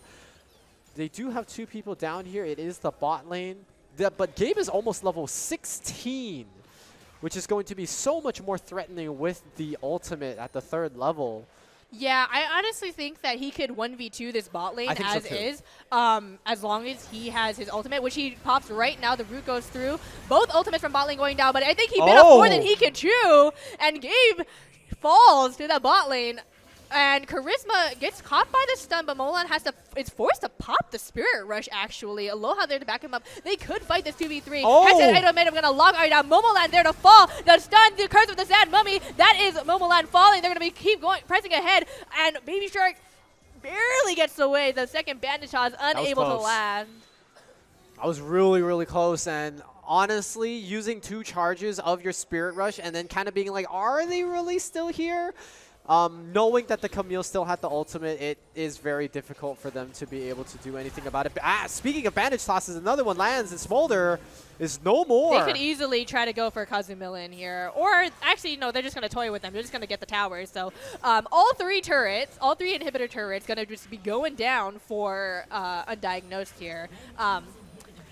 Just put them out of their misery. Just put them out of their misery, bro. The top inhibitor is down for maybe about Charm a minute lands, but it doesn't more. even do much, and they're going to have a huge team fight. Kazumilla down to half health here. The TP coming in from what I can only assume is Kelly, so the cavalry is here. It is a 4v4 team fight. Beautiful! Ultimate Frozen Tomb. 2 are going to be going down for Undiagnosed. Another one soon to fall. Momoland unable to do anything. They're going to dive into the fountain. That is a triple kill for Kelly. Pays for it with his life, but that is 2 members of No Need Practice marching on to the Nexus. Forced to flash out there. Teku unable to do anything to save the game, and they're going to get a little bit greedy. Backshot by Gabe. Will he kill him in the fountain? Yes, he will. Oh, come on, bro. You got okay. There we go. Thank you. Piercing arrow there to sentence him to death, and that is GG. No Need Practice going to be winning this game, and they will remain on the hill. They stay on the hill for another one, and when you stay for a second time, you actually start profiting a little bit. The first one is your money back,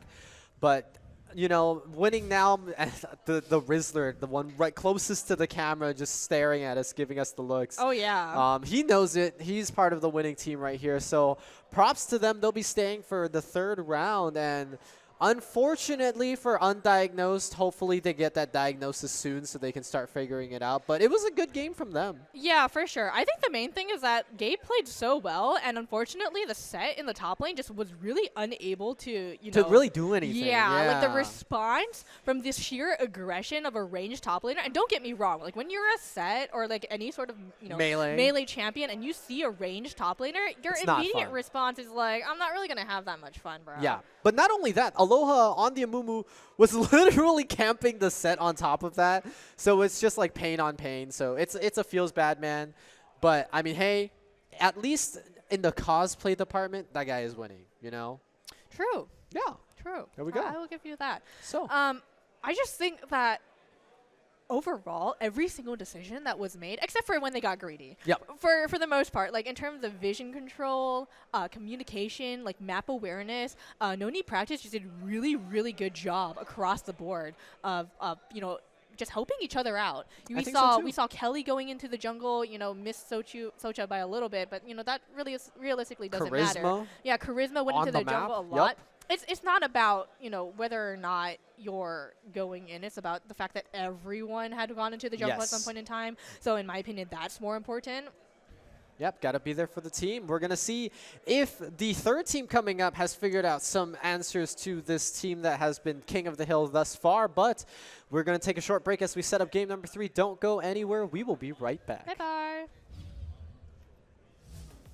On the corner of Kalakaua and Kapiolani, we are here at the Hawaii Convention Center for what is an unexpected next game Yes. of League of Legends here at Con Honolulu 2024, and an unexpected placement for me here as well. Clutchkey alongside Henry with you here for what could be or what is our final game of League of Legends here at Con Honolulu 2024. And our Kings of the Hills are in, but this is a very weird thing. It is still a 5v5 of course, in League of Legends, but the teams are now mixed. We go back to the days of randoms here in this case.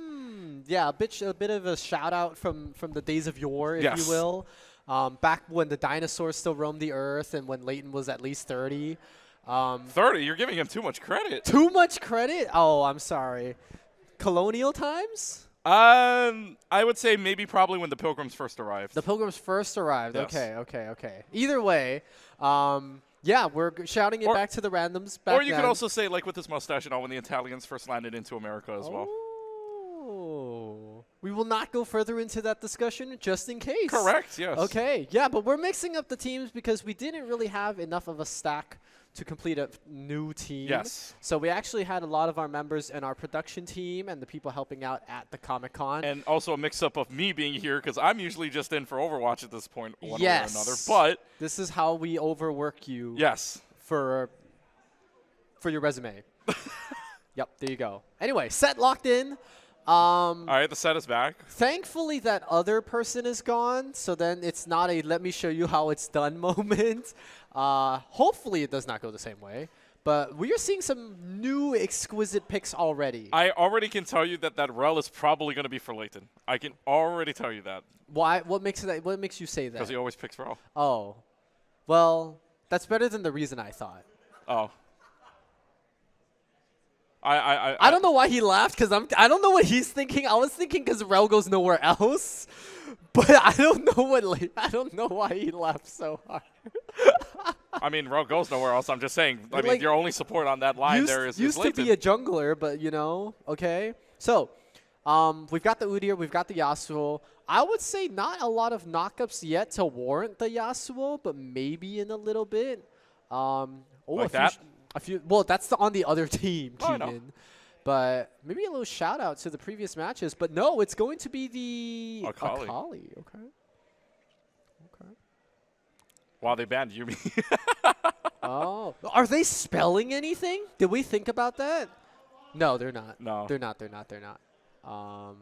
Is that side spelling it? Wait, are they trying no. to try to if you rearranged it, right? Raja, right? Oh. R-H-A-H, right? So you got to get another A champion and an H champion I to, think to it's- spell out Leighton's most used words whenever he's talking with somebody. I know. Raja, right? I think it's kind of funny that this team picked the top 3 champions, and this team picked the bottom 3 champions for their respective composition. Yeah. So a little bit of staggering. It might end up working out pretty well. Our food delivery guy is back. For yes. one Hello. very specific person who was too busy to walk down. You really can tell we're not. This isn't the very serious match. Oh, that it definitely should be. not. This is This is not. For those that don't know, definitely this is not. a non-money match. This is not in the pot at all. They just wanted to play one more game. They were prepared to play one more game, and so Overwatch starts at 2. yes. So we didn't want to leave you guys in limbo. Well, it'd be 30 minutes away, and they're going to start coming in very soon as well. So that's that. So yes, we are going to get here to the Overwatch games very soon as they go into their last picks right now. Okay, explain to me now, right? So like in all of the professional leagues, right? All of the LCK, Yes. like LPL, LCS, Yep. right? Aurora is globally banned. As to why that is, I don't know. Oh, I was actually told why by the person that tells everything, Leighton. He actually told me why. He told me, so you know how when a bug happens, Mm-hmm. the league officials can rewind the game. Okay. It's called Chrono Break. Aurora actually breaks Chrono Break. So they just eliminated the possibility of picking her so then they can, rewind if needed. Interesting. So that's the reason why. Shout out to Leighton, who was there when he told me, along with the arcane bit. Mm-hmm. Yep. As we're going to get Rakan MF to round out the composition. And our varsity jerseys are walking out of here because they realize that it's not their time yet. It will be soon. It will be soon. Very I'm soon. so excited to have the entire Overwatch community here in 30 minutes. It's going to be amazing. Wow, I you really can't- have to. You we really got have to. all 10 of you in the same room. Oh boy. Oh boy. I'm so excited. I'm so excited. And yet more people signed up for it than I don't want to League hear. of Never mind. Legends. Never mind. I don't want to. And more people signed up for it than ARAM. So I don't want to hear your part then. Last pick here coming up. I guess Quinn we just got gotta picked. play. Nocturne? We gotta not play ARAMs from now on, Keegan. I'm not playing Rift. I honestly would have played an ARAM. I honestly would have tried. I know you would have. I tried to push for it. Yes. I tried very hard. Diana. Okay. So big wombo combo. That's gonna be a Diana jungle. Quinn top, Akali mid. Range top again. Range top again, but depending on what the matchup is, if it's into the set, you can actually interrupt the Quinn charge in with the set pull. If it's Yasuo, win wall. So there's a little bit more of an answer this time. And like we said, we did actually split up the King team. Yes. So they've played against each other enough to maybe know each other's weaknesses. Right. So the only players here from the winning team on this side. on this side, which right, the majority of them are on this side. Yep. The only people that replaced was Hoppa as well as Daguda, aka That's Nevin and Aaron. Yep, right. okay. So Nevin and Aaron go on that side, which means the other side has the other three, has the other two, and the other two from that team plus Leighton. Yes. Yes. Yes. They're signaling to each other through the cams right now. A little bit of backlash. To be honest, okay? To be honest. And Leighton's going to hear this for the first time because I didn't tell him this earlier. But I jokingly told the original team that I would give them $1 for every death they caused on Leighton. the actual in real life bounty, the IRL bounty is that every single time Leighton dies, the team gets $1 in game. Yes. That was the funny. That is that crazy. I think now that I said that, he picked Rel to die less. Could have been a Lulu, right? Right. Could have been a Nami. Could have been a Xerath, Jin Xerath. Does he play Leona? Jack Black said to play an instrument means to make music come out of it, to make sound come out of it. So he does play Leona. Okay. Yes. Is it a pretty sound though? Do I make pretty sounds at karaoke? It depends. I mean, I think it's pretty good when we do Toad. When we did the Toad karaoke. Ethan. Hi. Oh my goodness. We got some people in here that are coming later for Overwatch. So Overwatch happens in about half an hour from now, so 30 minutes from now. They wanted to get front row seats, but they're sitting on the Smash side of the room. Well, there's nothing going on right now. Earlier on, but we did have a little fun arcade machine. By the way, shout out to Keith Takeda. He was the one that was inside of the arcade machine, the Street Fighter 2 machine, and was actually just had an actual projector on his arcade machine and projected up there. So Street Fighter 2 was the one that was up there. So yes, again, shout out to my good friend Keith Takeda, good UH fan as well. Great, went to the volleyball game. Do I get a shout out? I'm up here with you. I got you up here. You had a nameplate shout out already. I put you up here. And I against my will, yes. Well, I didn't have any weapon or anything like that. I kind of just said it's now or never, and you just chose it, fearing the never. But hey, you're up here now. I am up here. There you go. There's your shout out right there. Thank you. Thank you to our producer Colton. Thank you.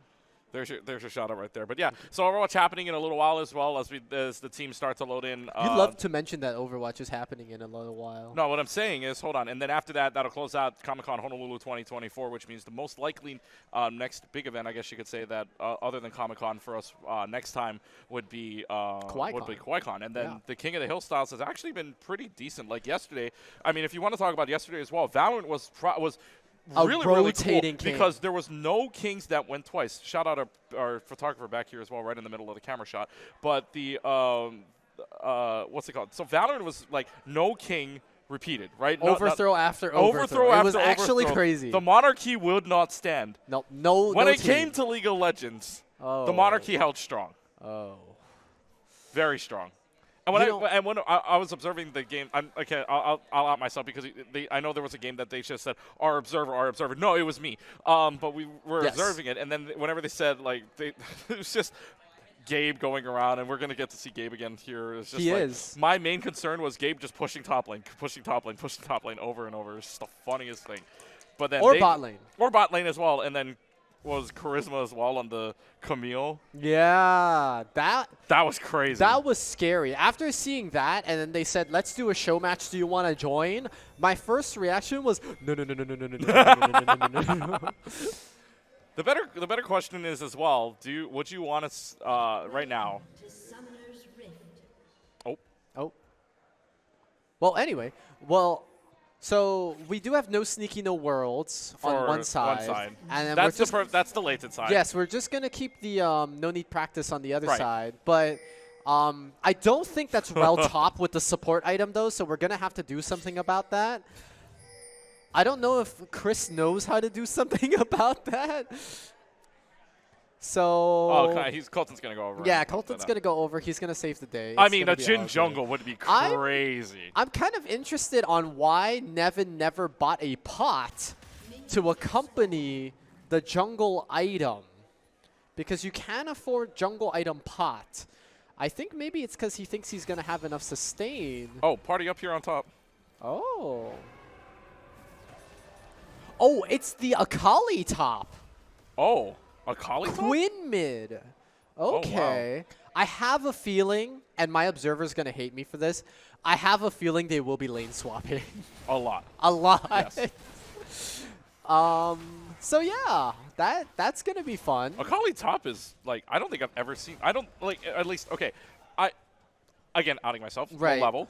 Don't usually see Akali top. Well, very you don't much. play Rift that much. No, I mean, even in the games that I watch. Just And like, yeah, like well, you watch spectate and pro play. No, not mostly. even that. Just like the spectating games. Oh, that I we watch got with, some all-ins with coming in Francis. right now. Fourth shot isn't going to be used. X-Coke is going to push it onto Charisma. Does proc the Guardian. And now it's on cooldown. Pretty good trade. Leighton, I think, lost the most health out of that. But in terms of in total, no need practice did lose more health in general. And I think they're going to hit 2 first. So, okay, well, both mid lanes at 2. Oh, Oh, they're there we going to go. just dive right in. Deadly and Flourish. They're going to try here. A couple more shots. Cook's going to try. Has a third and a fourth shot left. Not in range to use it. Backs out for right now, but it will be. That's Aaron, right? I believe. Which one? Hopper, Yes, right? yes, that's Aaron. Aaron gets out with middle-wise health for right now. Leighton's just trying to poke at him, as well as Coke does. Has the fourth Typical shot available. C9 early game. C9 early game. Yes. Although he's a typical- Team Liquid fan. Oh. We're about to see something in 3 minutes. Or maybe they were reacting to my comment. Oh, yeah. Yeah. Maybe. We don't know. Yeah. We don't Anyway, have we don't have so, the cams so up let like me they talk do about the Akali top to give Okay. you a little bit Yeah. of context. There's been you've seen me play Akali in ARAM, right? The Heart Steal, and then you kind of go a little bit tanky. The Akali top here. Oh, hold hello. on.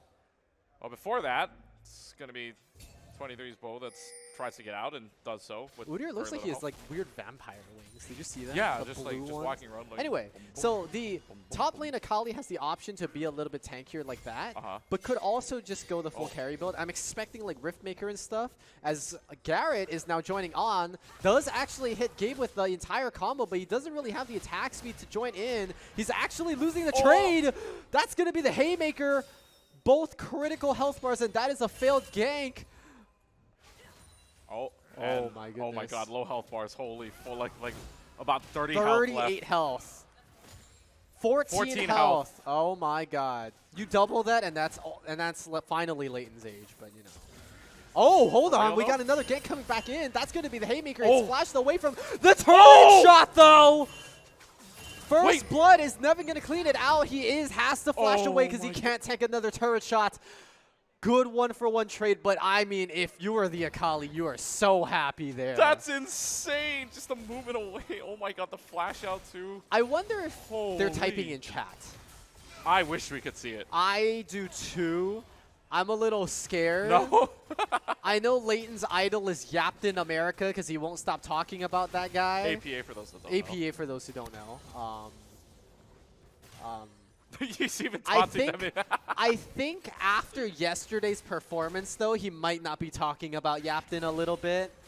You we'll can't. have to You see. lost by super minions. I don't think you're allowed to talk at that point. Oh, trade in the middle, though. I mean, they're just going back and forth. They with it. are. This Ignite is actually procced by Aloha. This is getting low health bars here. That's going to be the flash. Wow. Just to secure it? I don't know what the flash was for.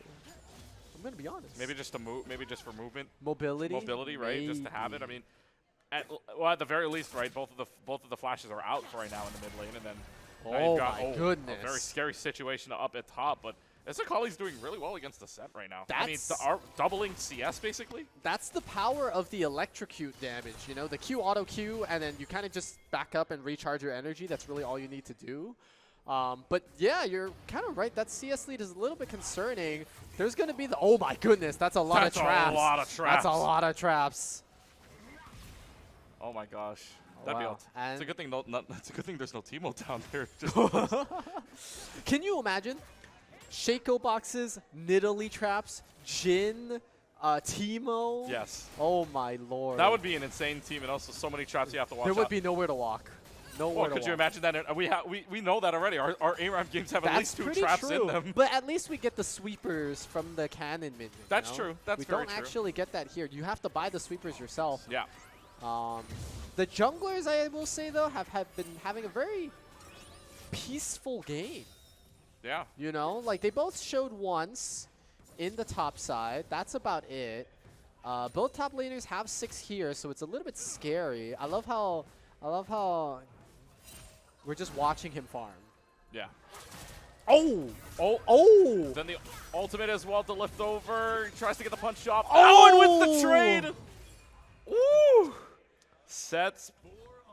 I Well, appreciate the mastery flash as if you weren't the one that gave away first blood. albeit, mind you, with a really, really With good the movement too. really, yeah. Get just absolutely just movement gapped at that point before Nevin came And in to get that. the Yasuo is doing the Oh. grubs.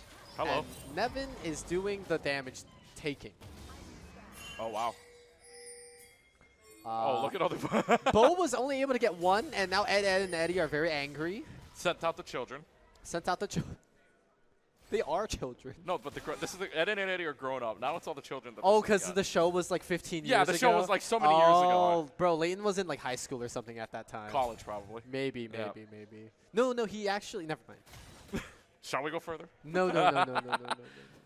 But I mean, you're looking at, or I think there's a level difference right now, right? I mean, there's not. I mean, not much. I mean, both of them are 2-2. I but- low-key want to complain that this is a show match, and we're playing slower than the LCK. That's true, actually. By 8 minutes at this Yeah, point, right? at 8 minutes we have 10, and we have 4. We might have 5 here. They Oh, Lee spread Oh, all missed the over 2 shuriken. versus 1. Wait, but Nevin's transmit taking another one. Nevin's damage. taking way too much damage here. It's No going to gap have to be closers. Gabe that's going to try to make something happen here. Royzier is going to come on in. That's Garrett. Ooh. Tries to miss in, misses out. Trade? One might go down. It might be a trade, 1-for-1. Both of them are just spreading out. It will be a 1-for-1 trade. Now, do Wow. they pass each other just saying hello after that? oh, Maybe. bot lane. But it's going to be a bot lane. They do get 1 onto the Jhin at the very least. Can they get another one? No, not enough damage down there, but everybody else will go back. It'll be a 1-for-1 trade. I'm assuming it's because the level 6s came in on the side of no need practice, and that's Oh. why they had that. But Leighton's wants to not in a start good something here. position. However, Charisma is really out of mana and can't really do much other than a double tap. It's going to be up to Aaron just to dodge, weave, and protect the ADC and protect them. They will. Misses everything on both supports there. Does get a little bit of the heal from the Rakan. Leighton playing with a sliver of HP right now, sub 200, but the ADC, the Jhin, is now back. That's going to be the bouncing bomb. And the curtain call. Misfortune in the front line. That's going to be 1. That might be 2. Just kidding. The Gouda interrupts the curtain call. Doesn't entirely, but the ultimate does finish off Leighton. Lotus Trap not going to find anything. Nevin walks away with his life. Just 100 HP left, and that is the Clown Fiesta we wanted. You know that boy is smiling after that one. This jungler right now 3-1-1 and got that double kill in bot too. Oh my goodness, man. Nevin showed up here. I think Nevin could have provided maybe a little bit of a team and put up some fight against that. Nevin carry, right? This no need practice team. If Nevin had brought a team of similar proportions, right, this could have been a good game. I honestly, I don't know, and don't quote me on this, and Nevin can, correct me if I'm wrong. I think Nevin's last Rift game was like days ago, maybe a week even. Doesn't look like it.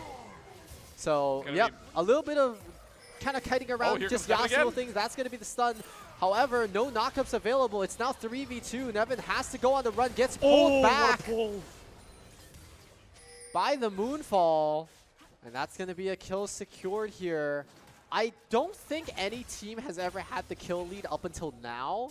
It's been consistently trades. Well, before that, no, I mean, it was a 4-3 lead for at one point or another. It was a 4-3 lead for No Need Practice. And then when they like had that bot trade. immediately. And then it immediately switched Yeah. over to a 7-6. So it's kind of been this back and forth thing where really nobody has that big advantage so far. But now they're going to try to see if maybe they can get something bot lane already, though.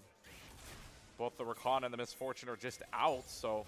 I would like to take this opportunity to tell our observer to press O, so then we can kind of see a little bit more. Well. But okay, that's going to be the fight coming out. That's going to be the charm onto Garrett. Is he going to be able to make it out? No, that means Jungler down on the side of No Sneaky, No Worlds. What a mouthful that name What a is. mouthful What that. a mouthful that name You could just is. say No Worlds in general. Well, I can't because Liquid made it, I think, so unlucky. But yeah, that's gonna be Dragon started up by the team that also has the first 3 grubs. So this is looking pretty good for them. Bo doesn't dodge out on the CC, but that's going to be the Magnet Storm with the last breath. Is going to be a good equalization of damage. Both mid laners have been ignited.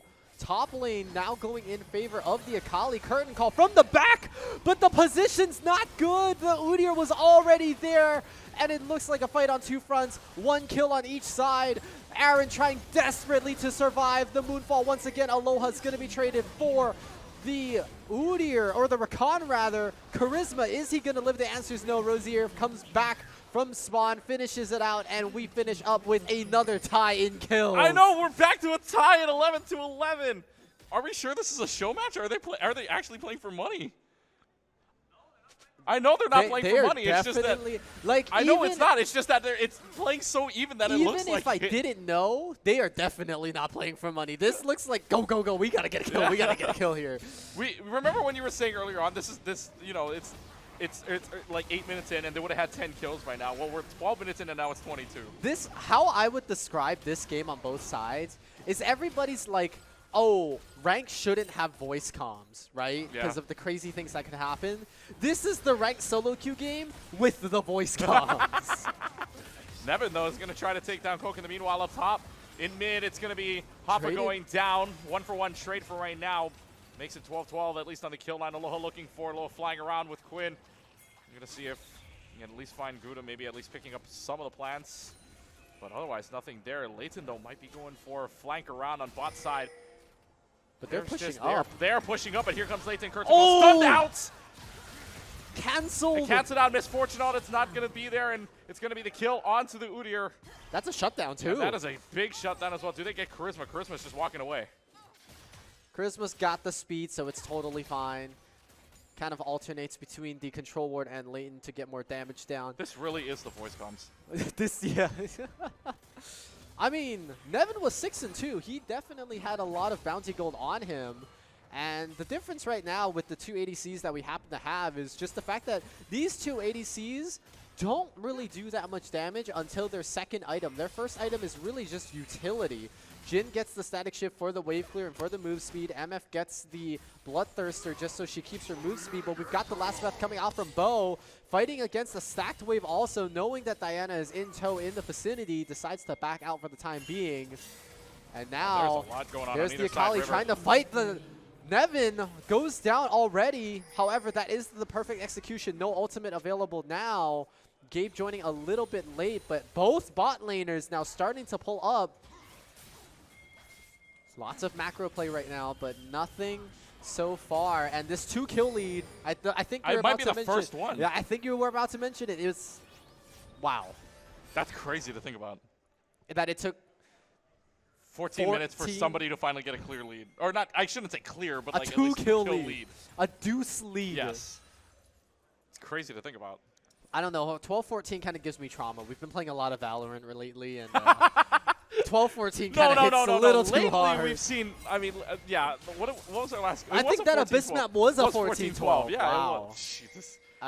This number is not escaping us. It's not fun. It's not good to look at. Well, it's a good thing the numbers can keep going up here, and it wouldn't really matter unless the game starts to finish If this game ends at 14-12, I will be so surprised. I don't think the odds are like impossible. I'm gonna I would hold my just say. breath though, because I feel like Layton's team would spite me Well, enough to FF also right by now. the way, Layton bounty count by the way currently at 2. Oh, okay, not bad. Yeah, 2-5, and then Not bad. are they gonna try? No, they're not gonna. He actually has the least deaths on his team. I mean, Tied there's a for least. tie for it, right?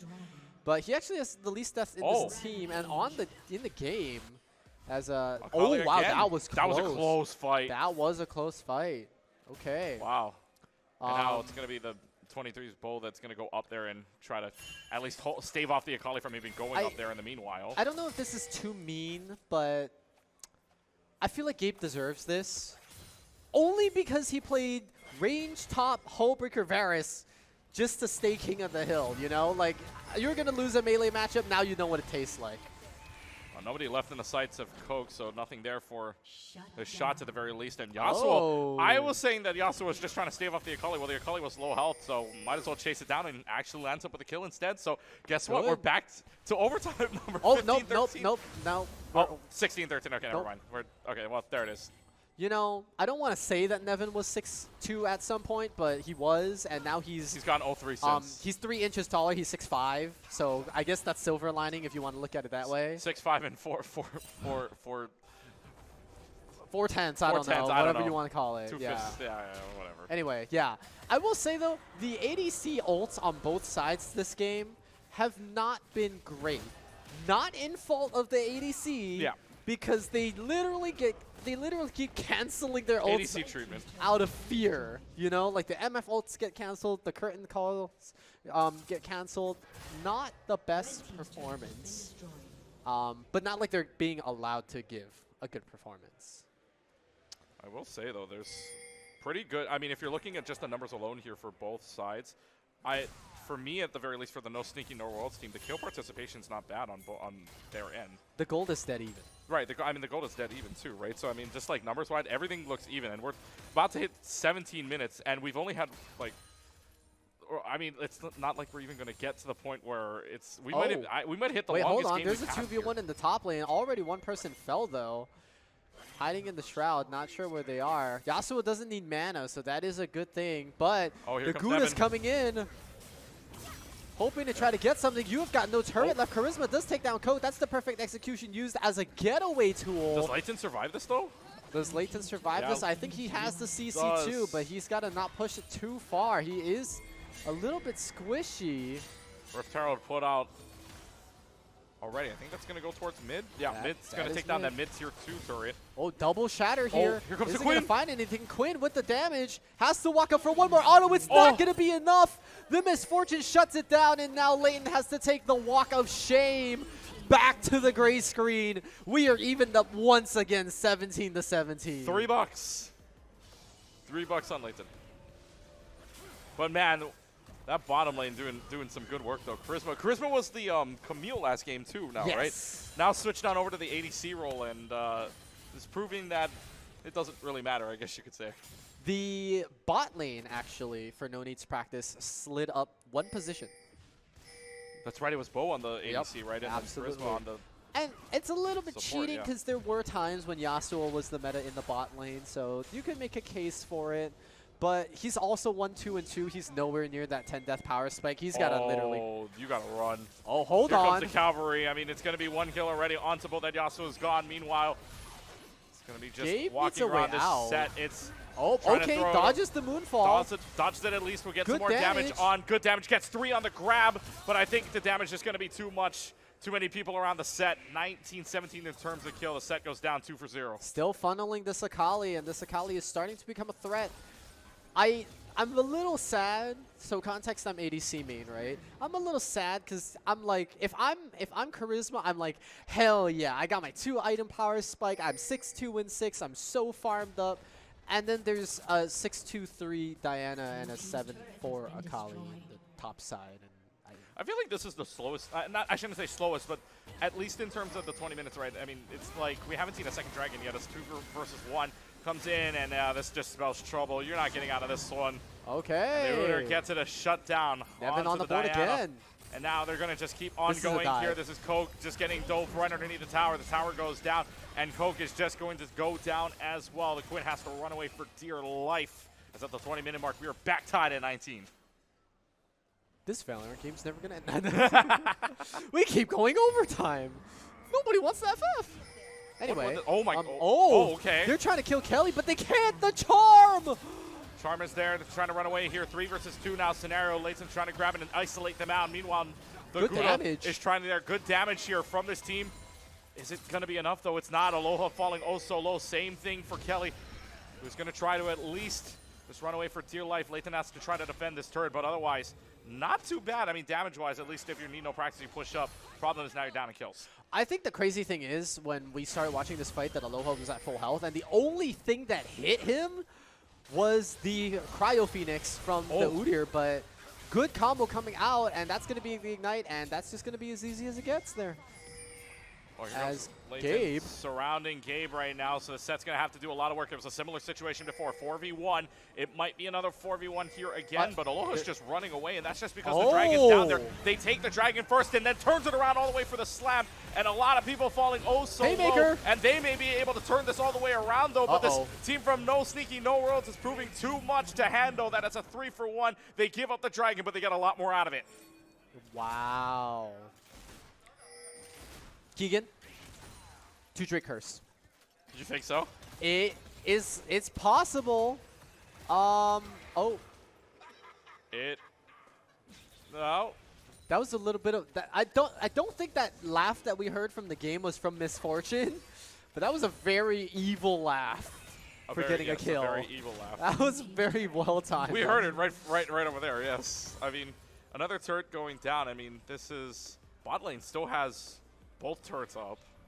Mid lane's got, I don't think it has nothing right now, right? Or Mid lane is it's empty. Mid lane is open. Yeah. It's good old country road right there. Singular. Singular. Yep. Because I mean, top still has their tier 2s left. Yes. Yes. Bot very impressively for at least for this no need practice team still has both of their tier 1, tier 2 turrets. Oh, this could be a go in. That's the shroud. Look at that Kelly, damage. Look at the damage. Oh my goodness. Holy. Yep, she's pretty fed. She's finished her death cap. She's pretty fed. Oh my gosh. And, the Shadow Flame, the cap as well. Oh my goodness. And this is going to be a 1v3 scenario where Bo goes down. Coke will join the team just a little bit too late to take the picture for it, but 26-21. No more overtimes. No more overtime. No more overtimes. Clearly. Kelly is just falling down oh so low. So is Gabe, though. But here it's comes the rest gank of the team. squad. Here's the gank squad. 4 people coming down bot lane, seeing if this is going to result in any kills. Curtain call is up. See if it finds any kills with it. Rosier will take the final out for the Quinn, and the Diana getting kills for it. 28-21. The lead grows for No Sneaky No Worlds. I think it's kind of funny that even through all of this, the gold lead's only 3,000. You would think with like a 7-kill gold lead that it would be more. But just because, like you said, there haven't been that many neutrals, all the turrets have already crumbled into dust, so there's not really too much left to kind of do anything with except actually kills. Oh, this Yasuo's going to go down in mid lane. This Yasuo teleports right into the middle of a fight here, and Bo is just going to go and teleport in just to lead right to the death. It's going to be the Gura going in at the same time, too, trying to see if they can do anything, but nothing doing for Nevin. That is 2 kills given for free to No Sneaky No Worlds as they march up right into mid lane. Keep on going, though. Loa tries. They flash away for right now. Mid lane turret is there. Nothing on the knockup from Hoppo at the moment, and now pulls in Professor Lade's in, but nothing there either. Ro will have to jump out. Just get away for the rest of the team at a 5v3 scenario in mid. You do have that turret to help you out. It's just going to stave them off for right now. That was kind of close. I mean, if the set had ultimate available there, could have definitely ulted Layton and done something about it. That into the deadly, like, bullet time combo with the Haymaker deadly combo. And that could have been a little bit, like I said, the MF is decently fed. You know, 2 items, almost 3. Does pack a punch. Doesn't have the IE, though. Opting for that later just because you do need to start shredding these tanks. But you have to be so careful of your positioning, of your charisma, just because once you ult, you can't move. And if you move, you cancel your ult. They're going to try to pick on Layton now. They are going to get a little bit of damage off, but Kelly is so strong. That's going to be the locket used to preserve it, but they are going to finally take out one. Layton, fighting for his life, is going to get showstoppered And I believe that's 2 for 2. You'd be pretty happy if you are No Needs Practice. Forces out the barrier from the Jhin also. This fight might not be over, though, because Aloha's right there just trying to fly in and see if they can get anything going for it. But the Bird says no for right now. That's a root onto the Rakan, and that might just be it for him. Aloha jumps right in, gets the kill onto that, and it's just a runaway game for everybody out. Charisma and Gabe will have to go back to base with tails between their legs. This, I don't think it's going to be Dragon. I think there's going to be one more fight for it. Everybody will come up in time.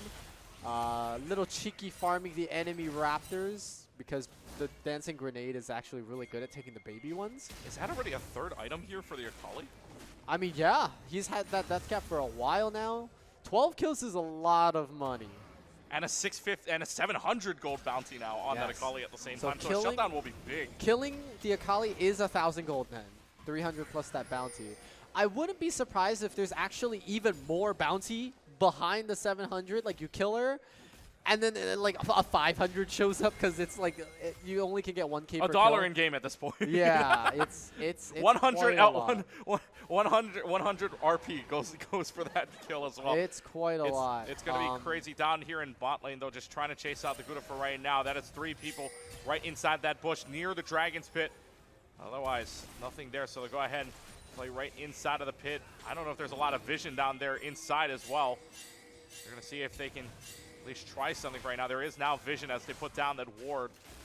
8,000 health. It's starting to go down slowly but surely, but do they get off the Dragon is the problem here. And now here comes the whole team. They get off the Dragon just for no sneaky, no worlds to continue, and then the fight now goes on. Curtain Call is up, see if it finds anything. Bullet time! At the bullet time, here comes all the damage. They grab as well, gets everybody inside of there. It's a 2 for 2 trade for right now, and everybody, the Ocean Drake goes down to No Need Practice, but it's a triple kill for the Akali regardless, and it's even more damage coming out. It's a 2v1 scenario left. It's just Charisma left to go, as Kelly is just trying to go in, make the damage happen. Charisma running for dear life. One more shot here from Coke, though. It's gone. Slows it down. It's the root. It is over. That's the ace coming from No Sneaky, No Worlds. They do get the Dragon. That's the end of the good things. They did trade a couple back. The bullet time was in a good place. Unfortunately, that fight was too scattered. You could see it in the River Brush entering, in the Banana Brush also, but also in the Dragon Pit. So it was a little bit hard to find a good angle for that Misfortune Ultimate. They were able to trade 2, but it was unfortunately for everyone. 2 for everyone, not always the best deal, of course. They're gonna lose an inhibitor for this, and now see if they decide to go for the Baron here. We haven't seen any Baron. The only thing we've seen so far is the Rift Herald take. That was back up earlier in mid. And I think the funniest thing is, this is officially the longest game. Is it really? We've had on the Rift, because the first game was around 25, and the second game was close to 25 also. Wow, so the Showmatch landed up being the Showmatch ended up being the longest. And yet the most kills as well. And it's also just because Leighton's up there. Wow. Yeah. This game aging like wine. I won't say fine. Oh. 28 minutes on the clock, though. 39-25. It looks like maybe the call for Baron here just to see. I mean, is Baron a good move here? Because obviously, Nevin's out of the fight right now. They don't have that smite included to try to even steal it. That's a good point. The fact that the jungler isn't even there and you don't have a secondary way to secure it, like, maybe the Rakan could have went Spellbook, but I don't think so. I think Guardian was a good choice here. So it's... He's back. I mean, he's back. At this point, you don't go for it. You need another clean fight win here. And Leighton showing off the mastery level right in front of this Yasuo's face and gets stunned out for right now. This is going to be the fight that they want here. They take down the Yasuo too quickly. And now it's just the rundown. Do they try to chase this is the better question, because now you have the Gouda back into play. You still have a lot of damage coming, at least from the Misfortune of Charisma. If they can't spot out Charisma at all, that's a lot of damage from the MF anyways, along with the set. It's going to provide you a lot of, at least, tankiness and a lot of durability here, but they decide not to right now. They're just going to stave that off. Hey. Holding on, but now might come in the entrance in. That 3 airborne for right now. Here comes the set trying to get anything going, but No Sneaky, No Worlds is going to put in a lot of play, but it's a good charm for right now. Gets them all in. Curtain Call is out, but it might not even be needed. The curtain is called upon onto this team from No Need Practice. No Sneaky, No Worlds advances on. You know, I was like, that is a really good fight. Something must be going wrong, and it was the fact that the Kali was not even there yet. Kali shows up, cleans up everybody else. And I don't think this wind wall is going to stop the game from ending here. Last breath is going to be used onto Rosier. Garrett's just going to stay alive, though. And he's just taking so much damage. There it is.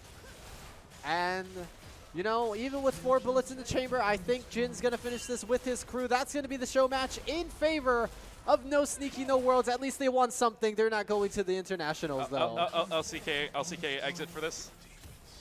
Oh, yeah. On 3. One, Oh, wait, two. wait. It's not over. Wait, not over. 1, 2, 3. GG. So the show match is over. I mean, that was kind of fun. And like you said, the longest game that we've had happened to And be the the show match. deadliest. And we passed 30 minutes. And Baronless. That was... And no soul either. No dragon soul either for that. To quote our guest caster from yesterday, Madeline, that was around. That was around. That Yes, was around. That was Absolutely. indeed So, around. I know a lot of the Overwatch people are already crowding in and getting ready to start set up for theirs, so we should give them the opportunity Yep. to do that. We got to do that for ourselves also, so thank you to the people that participated in the show match. Thank you to you guys for watching. We will come back with Overwatch in just a little bit. Don't go anywhere. We'll be right back. Welcome back, everybody, inside of the Maui Room 316 at the Hawaii Convention Center. Clutch Key alongside Colton with you for our, our, I guess you could say yearly appearance or bi-yearly appearance, if you will, for KawaiiCon as well as Comic-Con. We go to the game now of Overwatch 2, where it is going to be quite an interesting scenario here to start us off for our King of the Hill series, where one team consists of the University of Hawaii and Manoa Esports team, aka the UH Esports team, but the other... Let's just say it's a bunch of players we personally know as well, but these are players that have graduated / retired from the program as well. So it's UHE versus former UHE here in this game. So, young versus old. Yes, young versus old, essentially.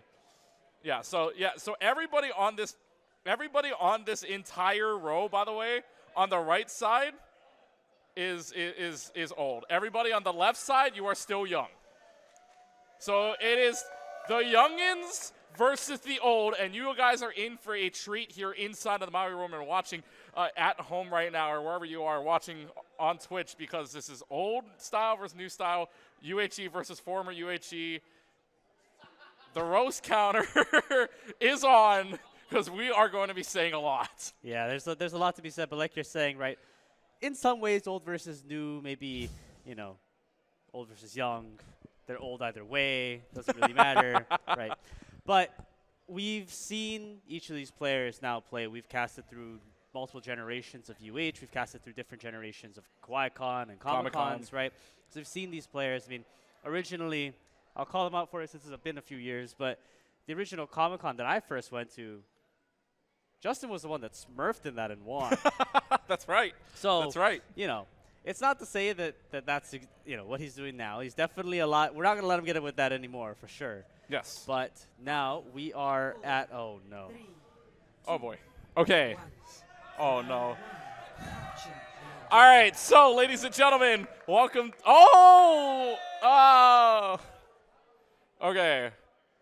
Well, for those that don't know here, UH Esports, all of these players, by the way, for the UH Esports team playing on their main accounts. Oh, they're a little, give them some time. They need the extra time. On the UH Esports side, they're playing on their main accounts, right? Lazal's, Jet, River God, Motion, as well as Taco with PTSD. But that's the name so far. On the other side, their name is Bo2, but they're playing with different named accounts here. And as you are a producer here, how hard is it for you to try to say these names here? I'm less of a producer standpoint. I'm more worried from I'm running this event standpoint. And I'm a little bothered by this, but we're going back. We're going back in. To my understanding, if I have to guess, it is Say on the May. It is Shark on the Junkrat. Uh-huh. They are rolling forward, and I'm going to just ignore this first fight. I think it's Matthew there, I would hope. It has to be. On It the has to be. Reinhardt. My assumption is that it is Aaron, who I believe is normally, I can't remember, Banana Lupia on the Lucio. I would say it's the Baptiste, and Really? then the Lucio is the Big Lucio Flummox? would be Big Flummox, right? I'd say it might be that way. Who knows at that point? But anyways, the fight's on. Lazals gets one on the headshot onto the Baptiste, but it goes the other way around as The Reinhardt taking down the Jet. In the meanwhile, they trade 1-for-1 either side here. Punches away on the Maidenless. It's just the Lucio that they got to try to take down. But in the meanwhile, Motion getting bloodthirsty with this Baptiste. And all you got to do is get the May down. And the May goes bye-bye. Esports on the board. Yo, what is that Wu-Tang keyboard doing for you, man? Because it ain't helping you win this fight. That's for sure. 27% counter to on 4, one. 27% to 5 and counting. Now looking at this composition, Ultimate's getting ready to go, especially on these DPS players.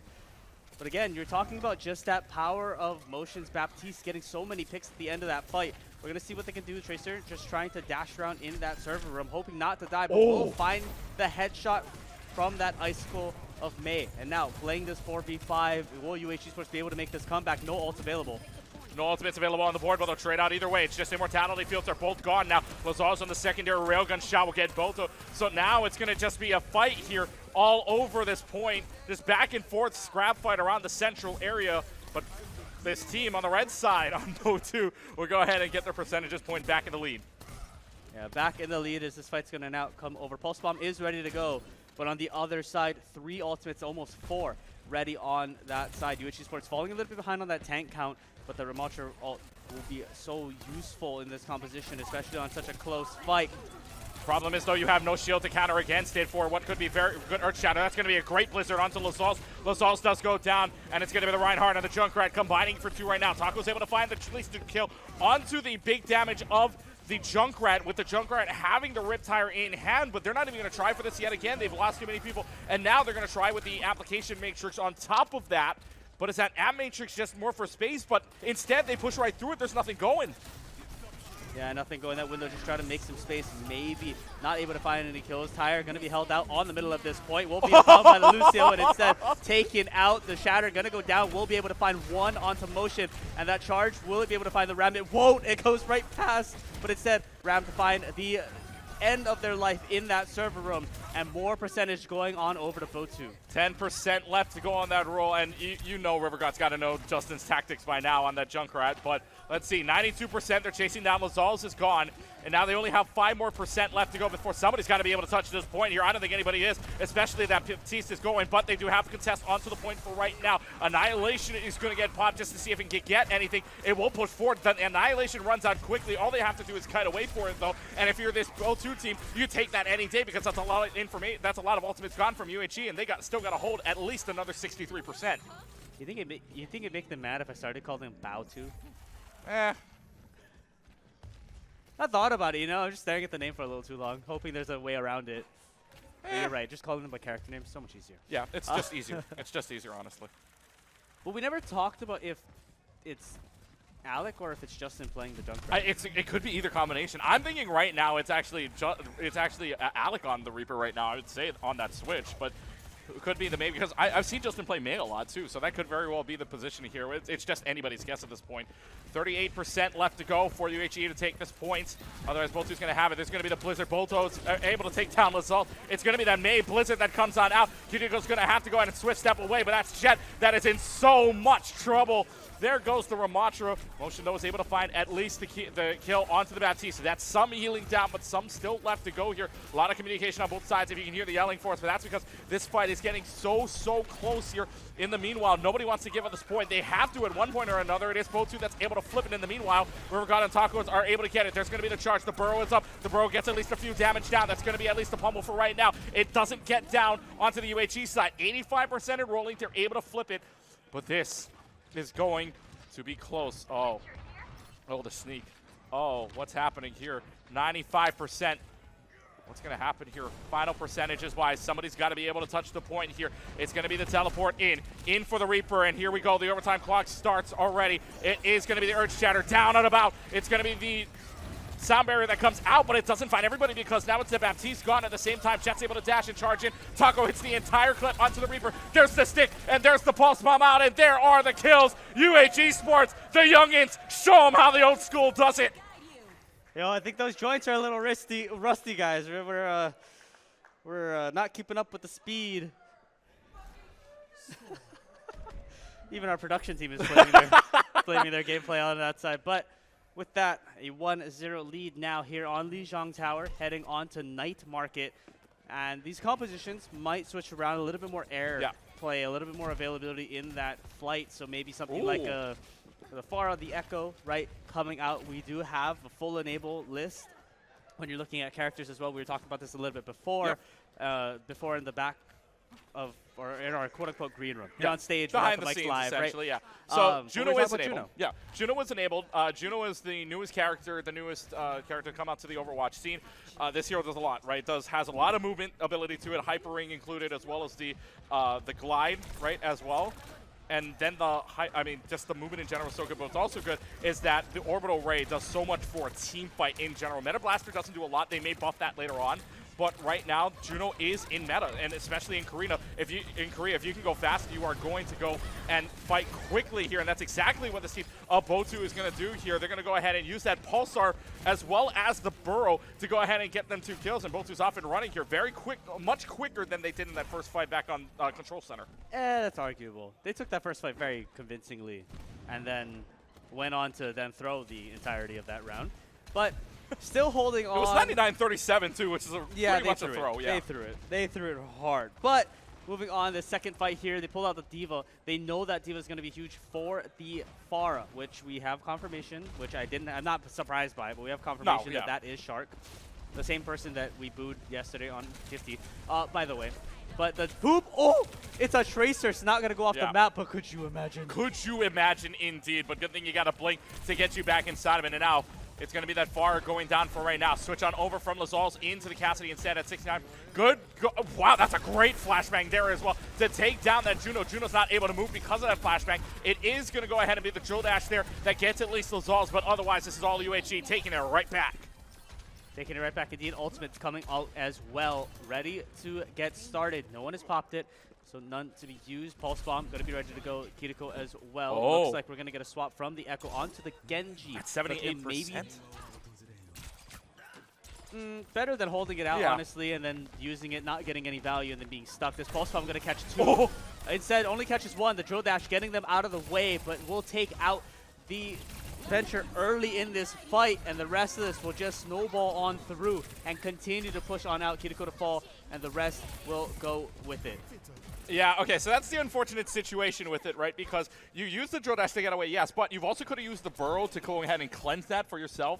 And speaking of cleanse, Kiriko also using the protective Suzu as well, meaning you had no more cleanse for the rest of that fight anyways. So yeah, that was just the wipe there from UHG, and they knew that right away. But 3 ultimates on the board for this UHG team. They're going to use one of them right now. Application Matrix is going to be the key to near rush to trade alongside that, but the Kiriko goes down on side of it. The Winston trying to use that Primal Rage, but it does nothing, absolutely nothing. UHG Sports halfway home, and they're going to keep it.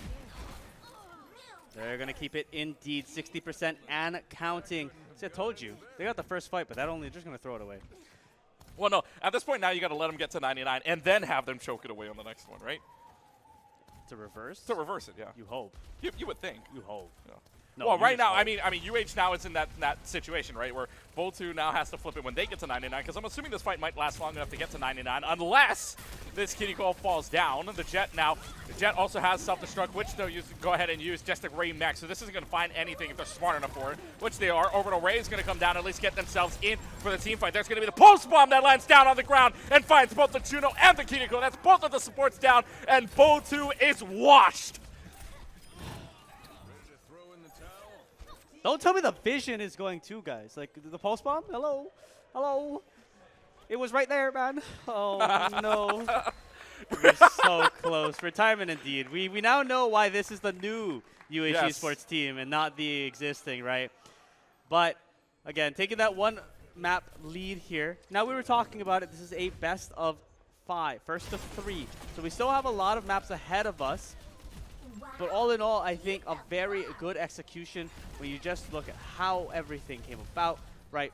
The ultimate usage, the balance between every single one of these players coming out perfectly. That communication is only going to do you so much if you can't execute and just can't hit those shots. So hoping that they're going to be able to change it maybe. If not, maybe we'll see that sweep. I mean, they were talking mad trash behind the scenes, not even out to them, but you know, the whole motivation of signing up was to beat this team, and it's not looking so hot. Yeah, it's not looking the greatest as of right now. And we know, you and I, again, have seen them through multiple generations, multiple teams.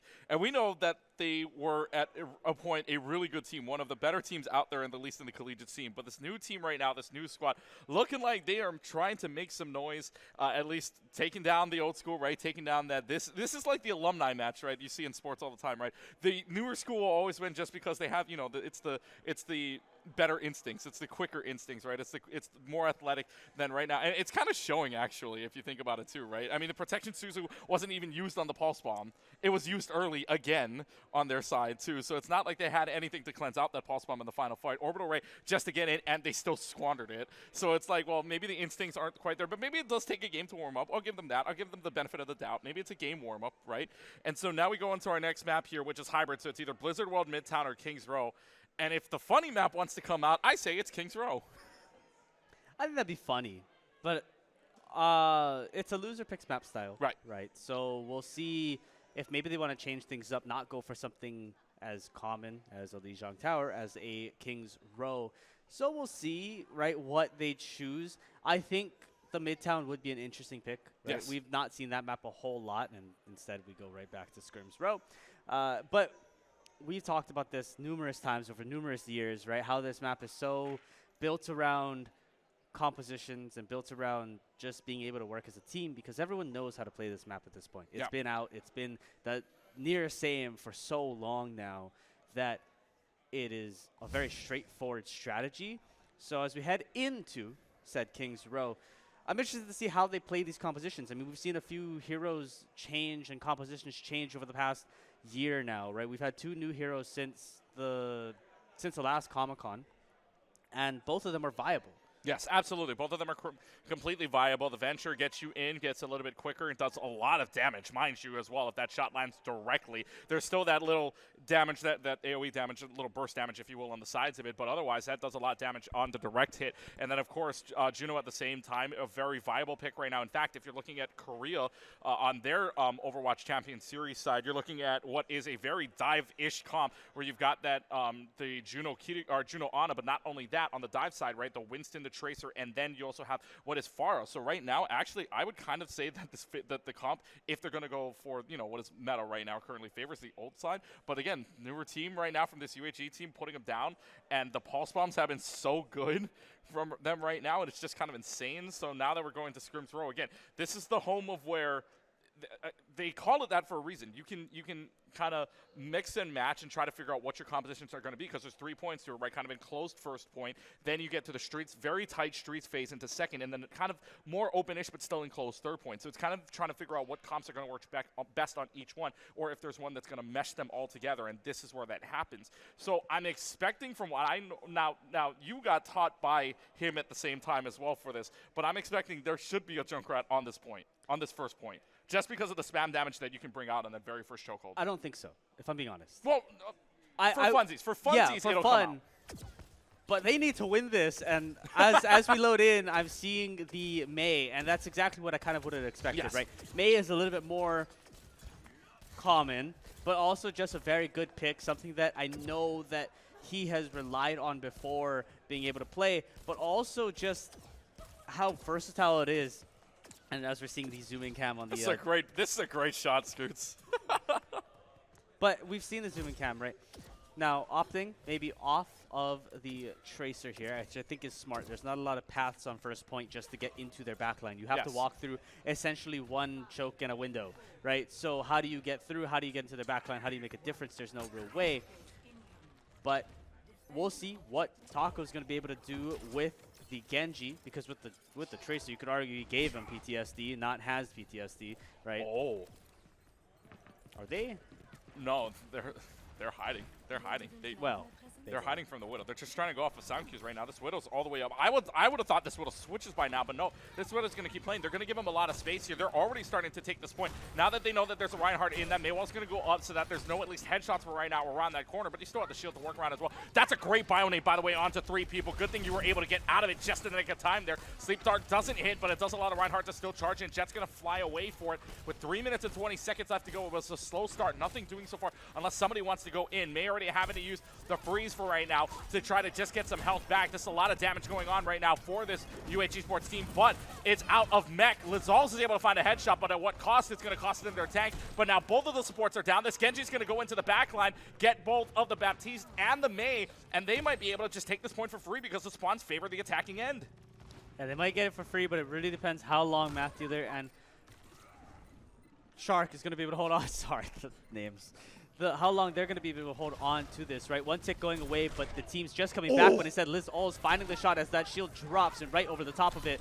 But will they be able to continue with this momentum? Tank is still up, but very low on the side of both two, and will end up falling. These headshots from Liz All's are landing. This Genji of Taco will just keep on pushing forward, and they will get point A with ease. Yeah, you would think Mei's one of the counters to the Genji here, but it's unfortunately not being because Taco is just showing off the absolute skill on this Genji right now. 89% to a blade. No one else is close to that except for Lizal's already using the infra sight, and then River also having that orbital ray at the same token as well. So you're really, really thinking that this UHE team is going to have an easier time pushing through the streets with these ultimates. Now, they are going to switch. They are going to go to the Winston instead. Is it going to be enough? I think it'll help. They need a little bit more inside pressure. They can't just be sitting back waiting for something to happen. This D.Va and this Genji is so able to push on forward, right? Especially with the Ana. That is your enabler, right? You get that you get the anti-nade down, and you're just able to go in. So this team just trying to get out of dodge. The Tracer, everyone chasing after this Widow. Lizal's hoping to find something. Lizal's finding the shot behind them instead, and absolutely shutting down that Lucio and hoping that they just keep continuing. Both looking for the Tracer, trying to find a kill, will not be able to find anything. Instead, gets out of dodge. Still in their team, though. But instead, the rest of the team, the rest of the BO2 team, ending up falling here in this fight. Aaron, I really want you to check Lizal's PC right now. That boy's cheating. That boy got to be cheating. There's no way you hit the headshot into the Lucio there. Out of the entire chase down, and I know it was probably a good scenario to hit a headshot there, out of all of it, it was the Lucio. Excuse me? Check the PC real quick. Check your PC. That's not going back to Kapolei. That's not going back to Kapolei with you. I think you might have to scrap that PC. That might get Riot Vanguarded after if somebody plays Valorant on it or Valorant or League on it. See, again, gets another headshot onto the Lucio. Need to find out who this Lucio is. But anyways, now it's going to be the Blade that comes out on the Dragon Blade side. Is trying to find the Tracer, but isn't going to have enough to do it. Taco's...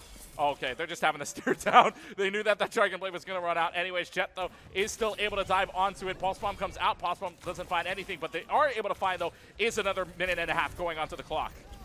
Yeah, another minute and a half, 4 minutes and 20 seconds left to go. And again, this Lucio falling to another headshot. Sadly, not to the headshot of Lizal's, but another headshot indeed. No one can just maybe another infra sight. Another infra sight. Hit something. Hit it. I want to see you cheat. I want to see you cheat, Ben. Wait. Gets dove on by the Winston. Sound barrier out, at least for the Lucio for right now. Motion, though, somehow still able to take down the Winston because the sound barrier does not catch the Winston for right now. Hits up all of the sticky nades from the Echo that is onto BO2's team right now. Still pushes on, 3 minutes and 45 seconds. Home stretches on, big bio nade on to the Venture from Motion that's able to take care of that DPS. And again, final plays here on side of that card, and 460, or right now 700 because of that health boost that was on from Season 11. This is providing so much cover for them for right now. They have no idea how to get outside of this, and now they finally do. Only problem, you're running into a D.Va bomb here that's going to give them even more space. Voidtoy, on the other hand, will go ahead and give themselves 2 kills on the Winston, and this Primal Rage is doing wonders for them, but it's 1.53 meters. Nobody else is touching the point. River's able to take care of the Winston. This fight is crazy, but somehow, some way, they hold on. I can't tell who's taking this seriously and who's not anymore. I've seen so many emotes and so many just standstill moments from each of these teams, but like you're saying, Winston able to hold out that fight, continue on forward, get that time to be just that little bit lower. But 2 points so far, looking to get their 3rd on King's Row and make this a perfect half. Can they do it? We'll have to see. No ultimates available on either side. They are racking up some percentage, though, on some of these players. Echo just getting theirs now. So will we see that duplication matrix come out any earlier? Or will they try to hold on to it for as long as possible? I think the big thing, too, is that already the duplication is online. That's the big thing. This Echo was just a recent swap at the same time, too. Already has to use it out of desperation just to get out. But now this Ana duplication doesn't go really well for you, and now it's a nano boosted D.Va. Oh, boy. D.Va online.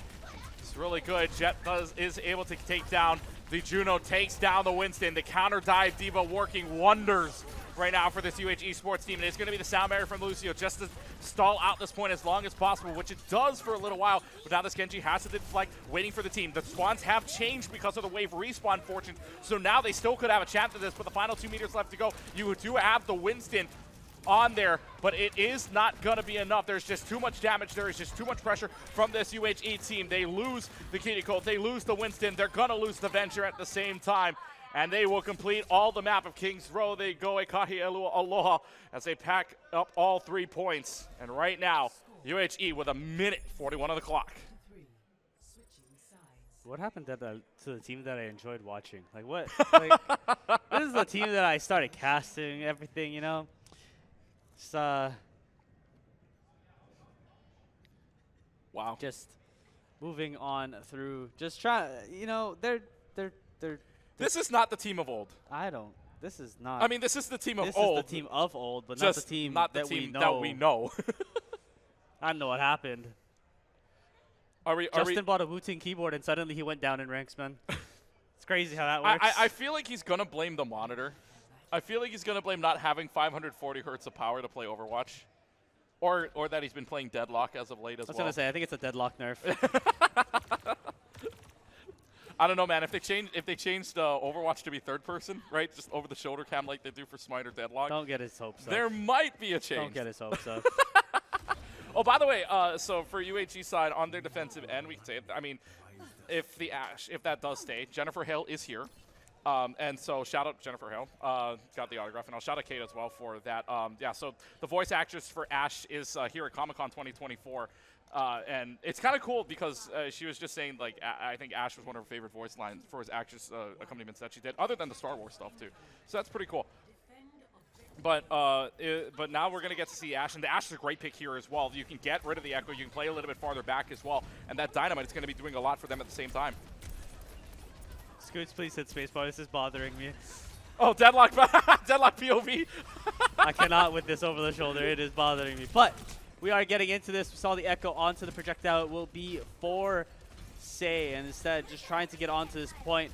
Will they be able to hold on just as long as the other team? A full sticky gonna land. 36 health and living will be Liz Alls. You are loving the fact that those sticky grenades don't do as much, or don't full clip you anymore because of the health changes right now. So it's going to be Jet taken out of the Diva mech for right now. It is going to be a burning Genji. This River's going to have to back all the way out because of this entire pressure. Jet's somehow staying alive, but that's because of the Meta Blaster. But that Meta Blaster doesn't do much more than just a little bit at a time, especially if a team is diving you. Now Motion, though, is able to take care of both the Genji and the Brigida just by the Bionade and some primary fire at the same time, too. This is an insane defensive hold here, and it's all because of an Ana.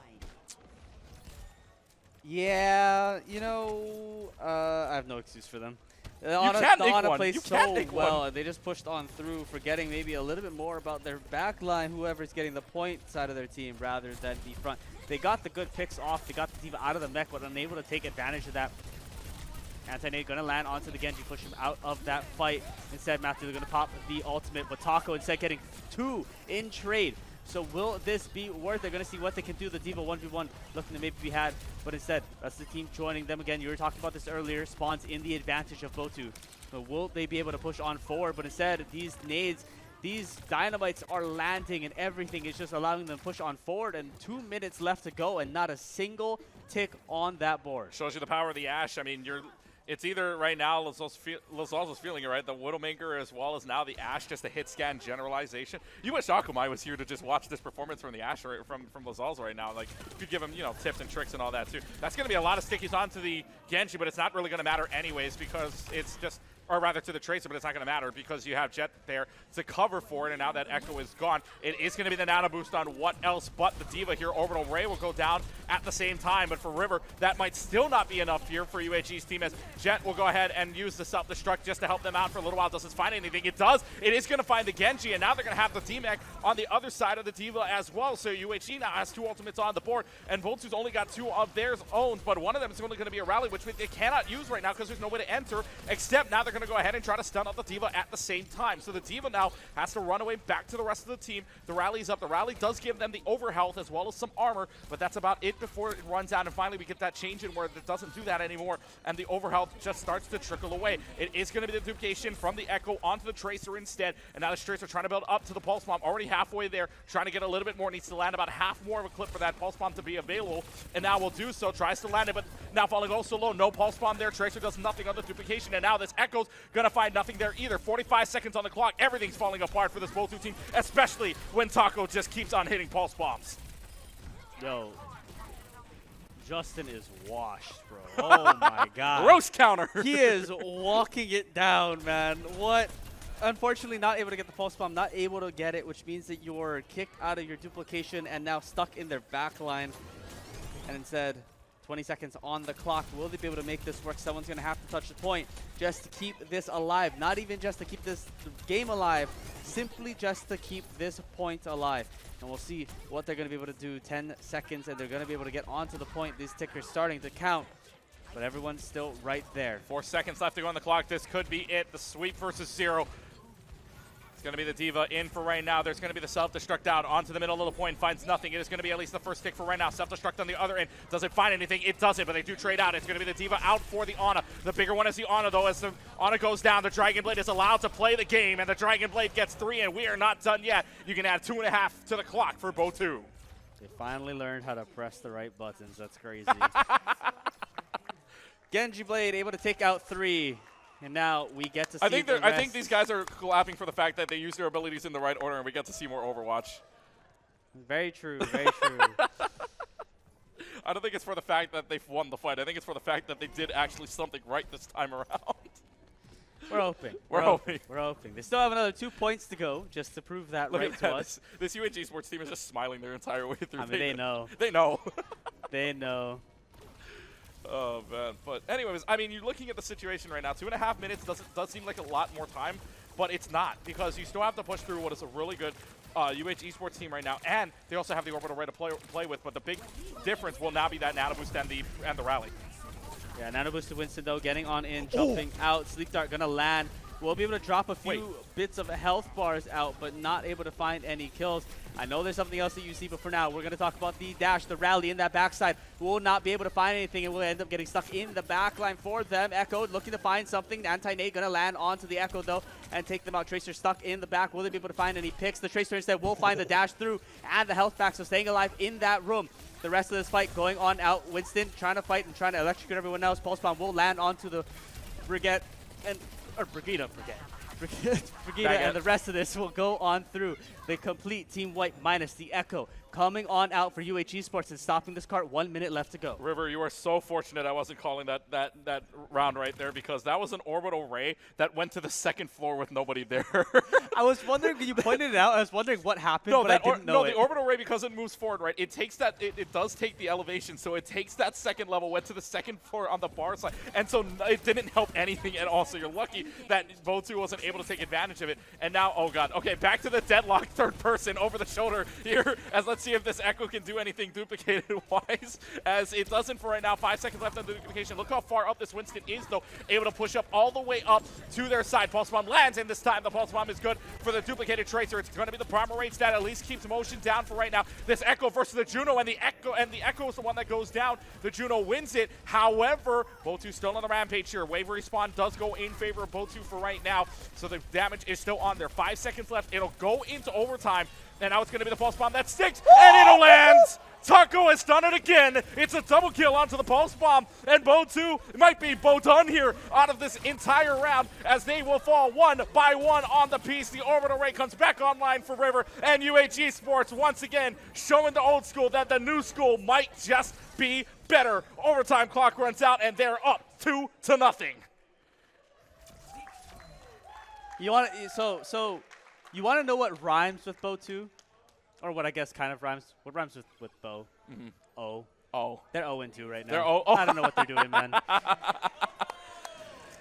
0-2. Oh, okay. So the Genji gets to play the game, and you obviously have to believe that this is a Dragon Blade. You get rid of the Ana, which is a great play for you, and now you don't have to worry about a sleep dart. All you got to worry about is some dash and slashes away, and that would be, and again, side joke here between the two of us. This would be a very proud clip that Butterfly would have enjoyed there for us. It would be. It would be. You know what you wouldn't be proud of?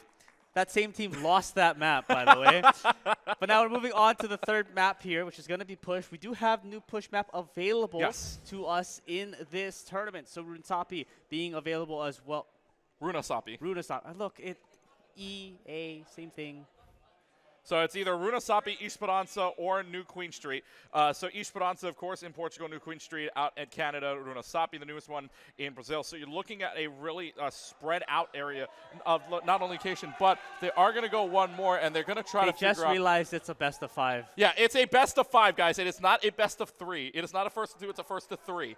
You guys have a chance. If you guys do not reverse sweep, we called you old, rightfully so. You're proving our point. I'm just saying. Are you still in college? That's what I thought.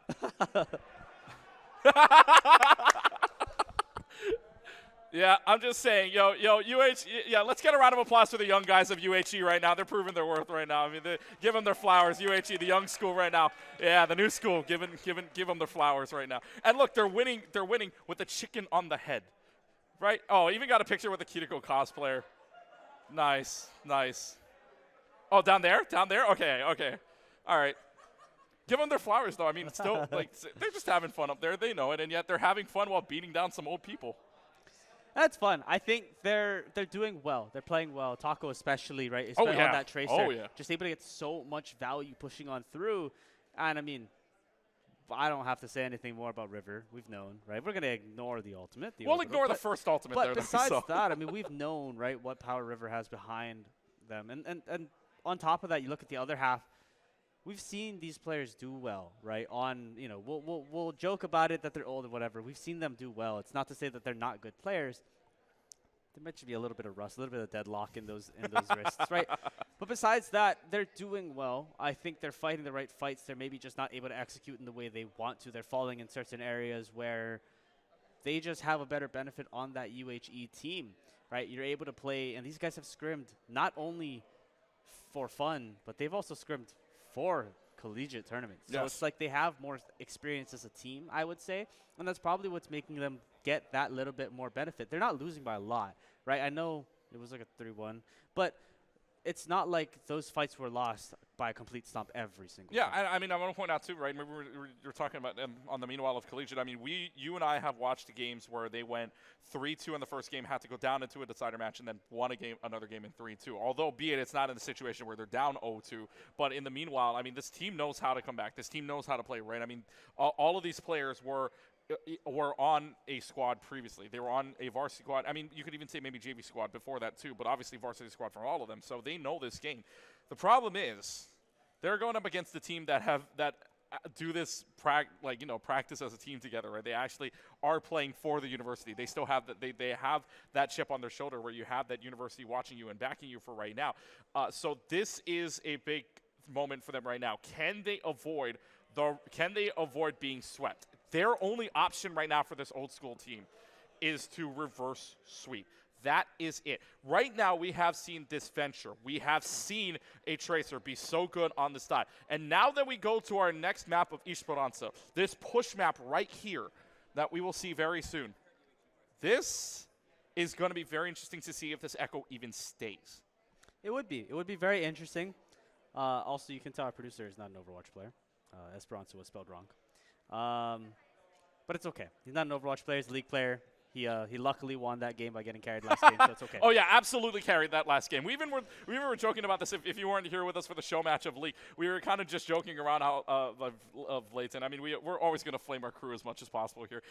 But the person we did not flame was Nevin, the Gudo over there, because he was doing so well on the Uter, but we have no idea what the heck happened after that. He got jungle got by the guy sitting right next to him.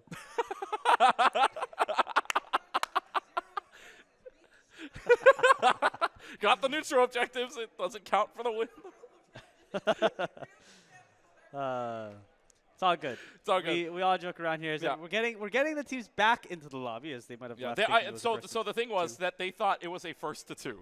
So that's why in the chat after the game was over, you saw them all saying GG, but it's not. It's a 1-3. It is a best of 5, aka 1-3. So there's no way that this map can tie. There's obviously the only one that could have tied in this entire map pool was hybrid. So we're going to say now best of 5 because that's what it is now at this point. So it will be Esperanza here. Now there's a lot of open area, which obviously means you can do some flyers, right? So you might see an Echo, you might see a Far here, but don't fix what's not broken. I think UNG's doing pretty well with what they got so far. That Tracer is unbelievable. Unbelievable. I mean, I've seen enough one clips or near one clips, and then on top of that, those pulse bombs are landing, especially onto the supports. Yes. They are landing, and they are big, impactful every single And that's what you're time. supposed to do as a Tracer, right? You're supposed to be back. You have the blinks, you have the speed, the mobility to do it. But Taco's doing this in a way that, I mean, I know that this team from Botu has seen, but they're still not adapting to it. They're 2 games in and they can't figure it out still. They're trying. But I think we'll see what happens. I mean, we've also noticed that Lizal's that whole entire first point was landing every possible shot available, right? And so now hoping and just praying that maybe they'll be able to find something a little bit different, push into a fight a little bit different, and now they're playing into this pharmacy composition, maybe trying to try something a little bit different, a little bit more aggressive to be able to play into this team.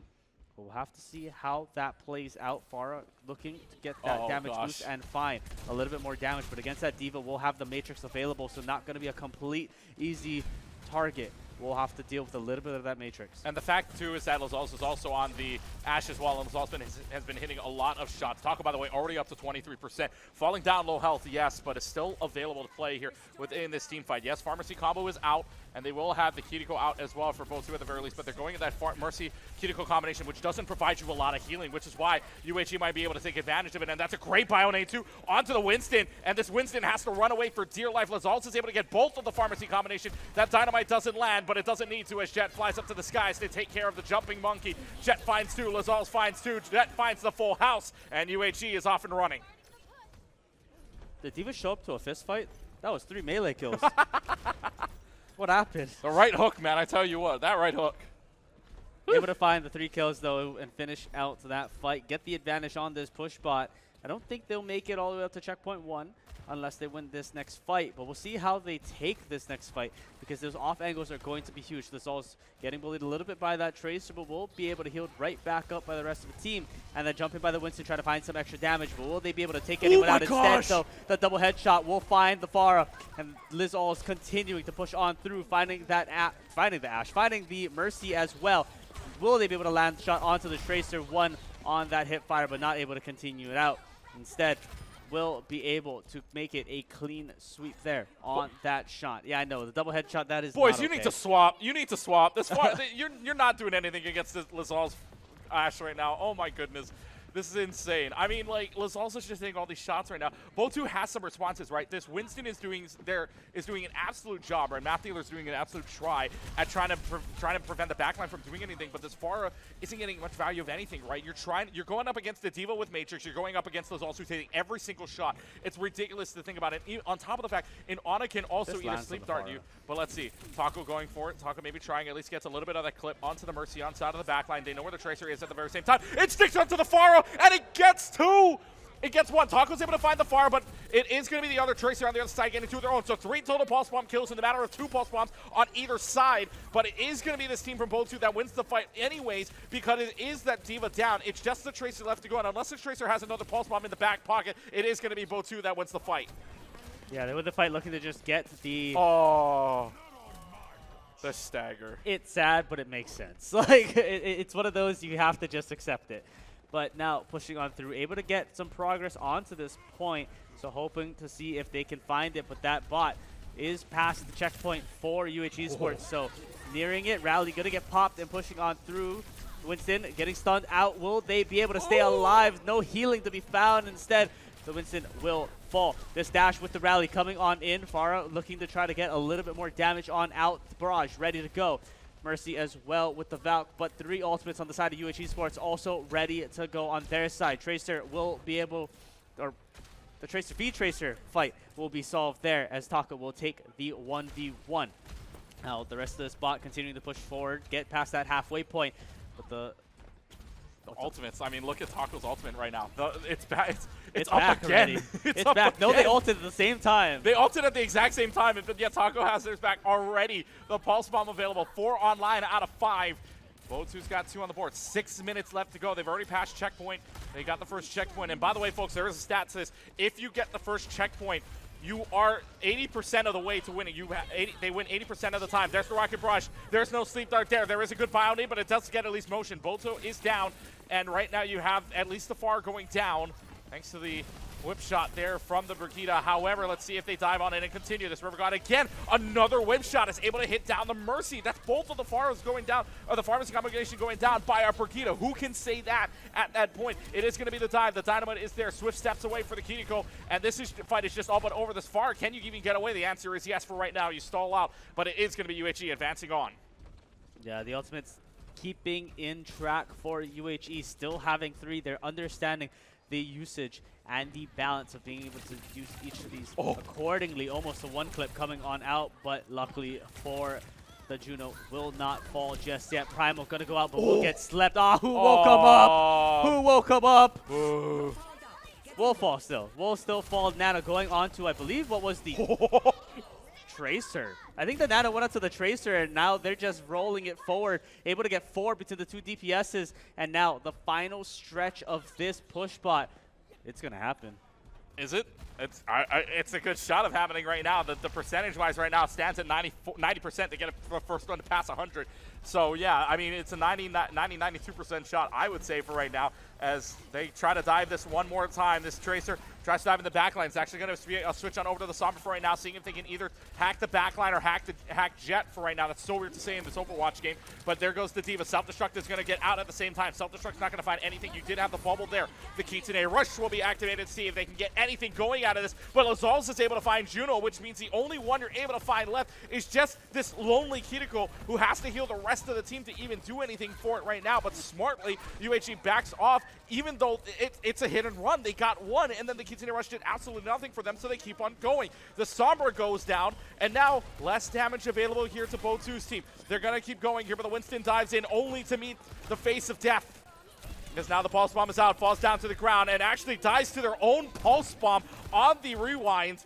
On the recall, the Tracer is gone, yep, and knows it as well. Final 2 meters, it's only left to go, which is this Venture. The Kiriko trying to heal anything, trying to do any damage for right now. The Venture will do only what they can. The Winston jumps in. There may be a chance, though, as the Venture dives in, gets at least 1, but nobody else touches. It is a sweep for the UHE team, and a 3-0 win as they become the Kings of the Hill.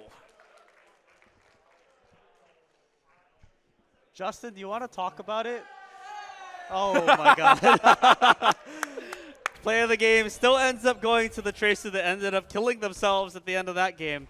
But a good play overall. I mean, we saw this double Pulse Bomb that, or rather, we didn't get to see this double Pulse Bomb. We saw the other half of the Pulse Bomb that landed onto the Pharah. So the balance is there, but unfortunately still able to come out on top. And we do have a new challenger ready to go on the floor, so we'll look to get them prepped on and ready to go. But going back, I think, a little bit in the couple of maps that we've been able to see so far from this UHE Sports team, very coordinated play, but a lot of it relies on the keeping up your supports, as does any Overwatch game. As does any Overwatch game, but yes. they do very well to peel their supports out, but at the same time, you also see so much pressure from this DPS line, right? You have the backline pressure, you have the distance pressure from Lazals. But at the same time, I mean, just look what Taco's been doing. You got to be MVP of that match at the very least. I mean, that's all you can say about it. Well, if you guys want to see if you can take down the Kings of the Hill, which is this UHE Sports team, go ahead, try your luck right now, and sign up for it if you still want to, because we still have some games left to go. We will have another game for you as we take a break here live from Comic-Con 2024. We'll be right back.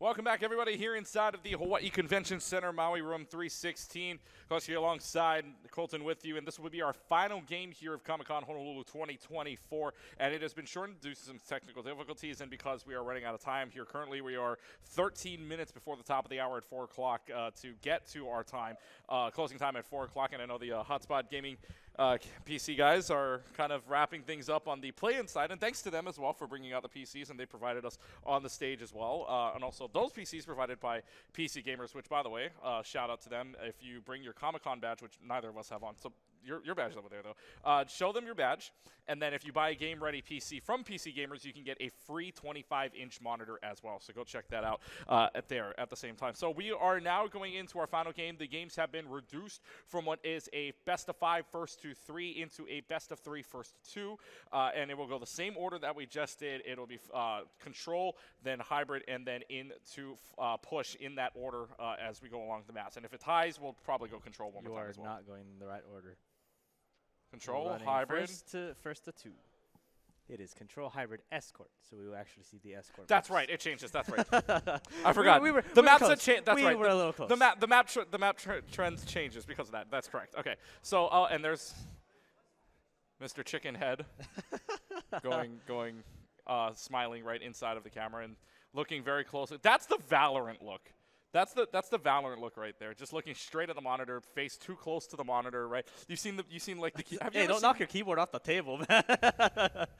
And then of course on the other side, the new team Maidenless and Fatherless. No comment. Yeah.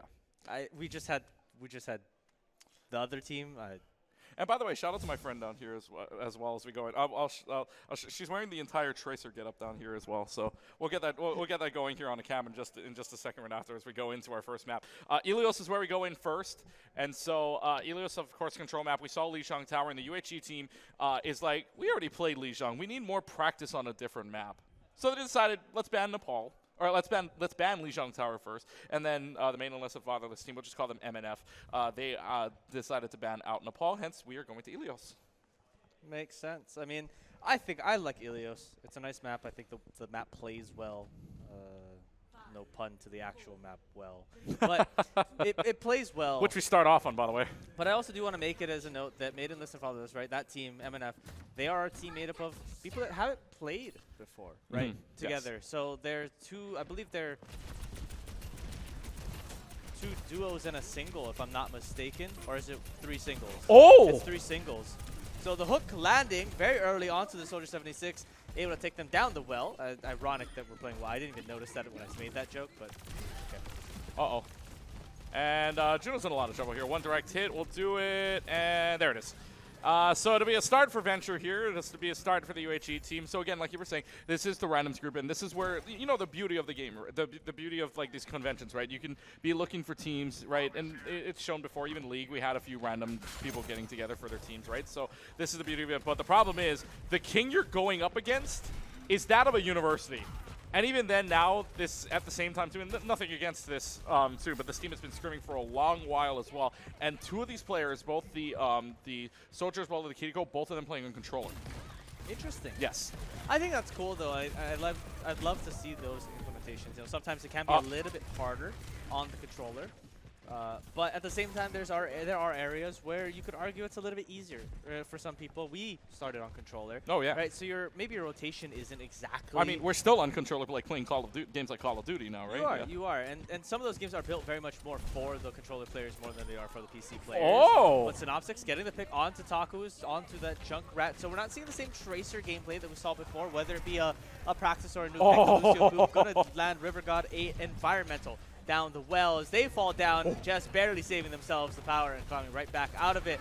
Farah will be the next target for them as Farah ends up on that ground and will fall to the Venture of Lizols, and another hook for Jet, able to find the Mauga this time around. Hog goes in, Hog pulls the Mauga of Mountain into the Abyss. And Mauga really, surprisingly enough, at least in like Overwatch Champion Series and all that, at least higher gameplay, rather, Mauga really hasn't been meta as of late, right? Mauga's more of the switch pick if you need it, but really hasn't been started off with. We usually just see the Winston in play nowadays, or, you know, the Tracer, which is earlier. UHC is kind of just, you know, it's kind of calmness within them right now as Taco's going to go ahead and get 2 kills. Here comes the Riptide. There is the Immortality Field up, and now it's going to be the Cage. The Rage in the Cage is out, but so is the Whole Hog. That's just unfortunate. Jet, you can't be doing this to him, man.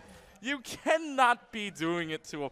Uses the Whole Hog to go ahead and break the entire cage and then keep the Mauga in the corner. looked at my phone for like a full second, and I heard you say that, and then I looked back up, and Jet's got 2. Jet had 3. Yeah. Well, 2 in the cage. Oh, 2 in the cage, yeah. Yeah. But it's just putting baby in the corner, honestly. It's just like, that's just unfortunate. Yeah, they're smiling too. They know it. Yo, Jet, calm down. How were they both looking at the camera when we did that? Yeah, how are they like, both looking at the It wasn't camera? even like it was we had told them. They were just both looking there. Yeah. Oh. Slide the camera back. Slide the camera back. We're done. We're done. I need to focus. I need to focus. Here we go with the next round here. This is going to go on to Lighthouse here on Ilios. As the Maidenless and Fatherless team is going to switch this up onto the Cassidy instead, onto the Baptiste, onto the Orisa instead. So maybe that Mongo is just to try to counteract anything that Hog was healing up. Oh, but for the first time, we are going to see Lifeweaver with the changes, in fact, here at Comic-Con 2024. So yeah, so if you don't know, Lifeweaver basically had a change. Well, that's what I'm saying. So basically for Lifeweaver, my bad. Lifeweaver is basically changed to where the pedal now, the healing pedal, is actually charging no matter what happens. So it'll passively charge on its own, and the pedal, the platform pedal, also changes at the same time too, where there's also the lift. There's a lift up and down to it now instead of it just staying up. So it's actually pretty like quality of life changes, if you will, for just Lifeweaver alone. But as I speak that, by the way, UH Esports is just going to run them right on over everybody's dead except for Synopsix, who backs off, or who was already backed up at that point. So they're now going to switch on over to the Ashe instead. So it'll be an Ashe-Far combination instead.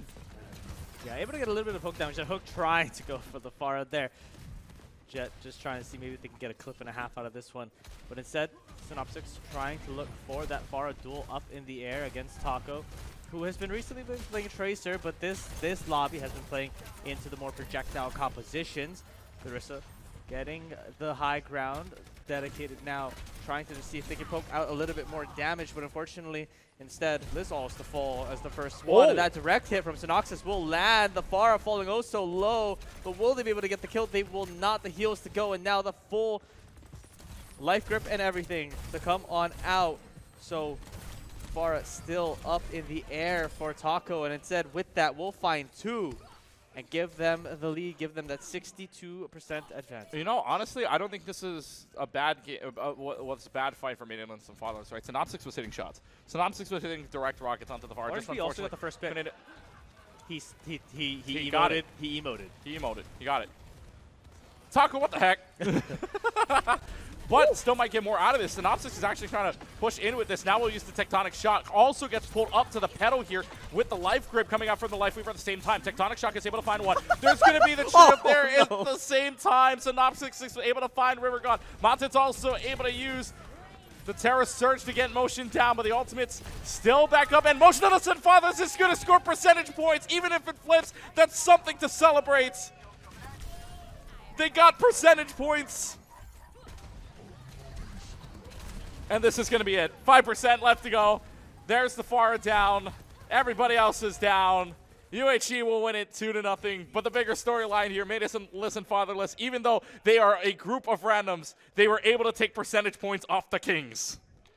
That's true. I mean, it's not very hard, I think, to think, right? When you think about it in a normal sense, you're like, oh, it's not that hard to take points off of, but have you watched them play? Have you watched this team? So I think overall, very good job. I mean, Jet landing those hooks is definitely the bigger standpoint, right, for them throughout the first two. But Motion, oh my god. Motion, check your PC. Check that PC. Now we head into the hybrid map. So we did talk about the hybrid maps last time around, right? We played Kings Row in that sequence. But again, we still have the other maps available. Yes. Loser picks map, winner picks side. So, you know, the MNF team has the right to pick any map that they want of part of those 3, which is the Blizzard World, Midtown, and Kings Row. So we saw Kings Row. Maybe we'll see something a little bit different. I'm not 100% sure what they favor playing, but I think it'd be fun to see the other 2 maps. It would be fun to see the other 2 maps. Honestly, for me, like, just throw the curveball, right? Because Kings Row, you know this team has played how many times now? I don't want to know. Like, let's be honest. How many times do you think this team has played Kings Row or excuse me, to my right over there? Like, how many times have you played Kings Row? I would say, honestly, screw it, Blizzard World. Throw that out there. Just throw it out there. You play a little bit more open, right? You can play the far on that map at the same time too, right? More hit scan heavy on that on that point. I think you can throw But- more compositions. Oh, at guess, that okay. map. Look, I mean, reliable. We all know what that means. It is King's Row. And by the way, Miss Tracer, will you stand up for me? Yes, right there, right there. Yeah, it's the whole Tracer getup too. That's actually pretty impressive, right? It's actually a really nice Tracer getup as well. So yes, even the cheers left at the top right corner. Too bad our top right corner, thing can't make the British noise, the British accent, if you will. You can hear it though in your head. All Overwatch fans, if you see that sentence, you can automatically hear it in your head. But yeah, so Reliable, aka Scrims Row, aka Kings Row, will be the pick. So We have too many nicknames for that map. yeah, That's how you know it's been. that's out how for you too know long. it's been that long from the very get go. I mean, like, what would you say the escort map would be? Oh, for a while it was Rialto, I think, but I don't think a lot of teams, because that's a more changeable map. I think it was Rialto for a little bit, but then it went to Dorado. Yes, that's what it was. Right. Yeah. Like for that short bit, it was Rialto because a lot of people really liked playing into that first point as a defensive team.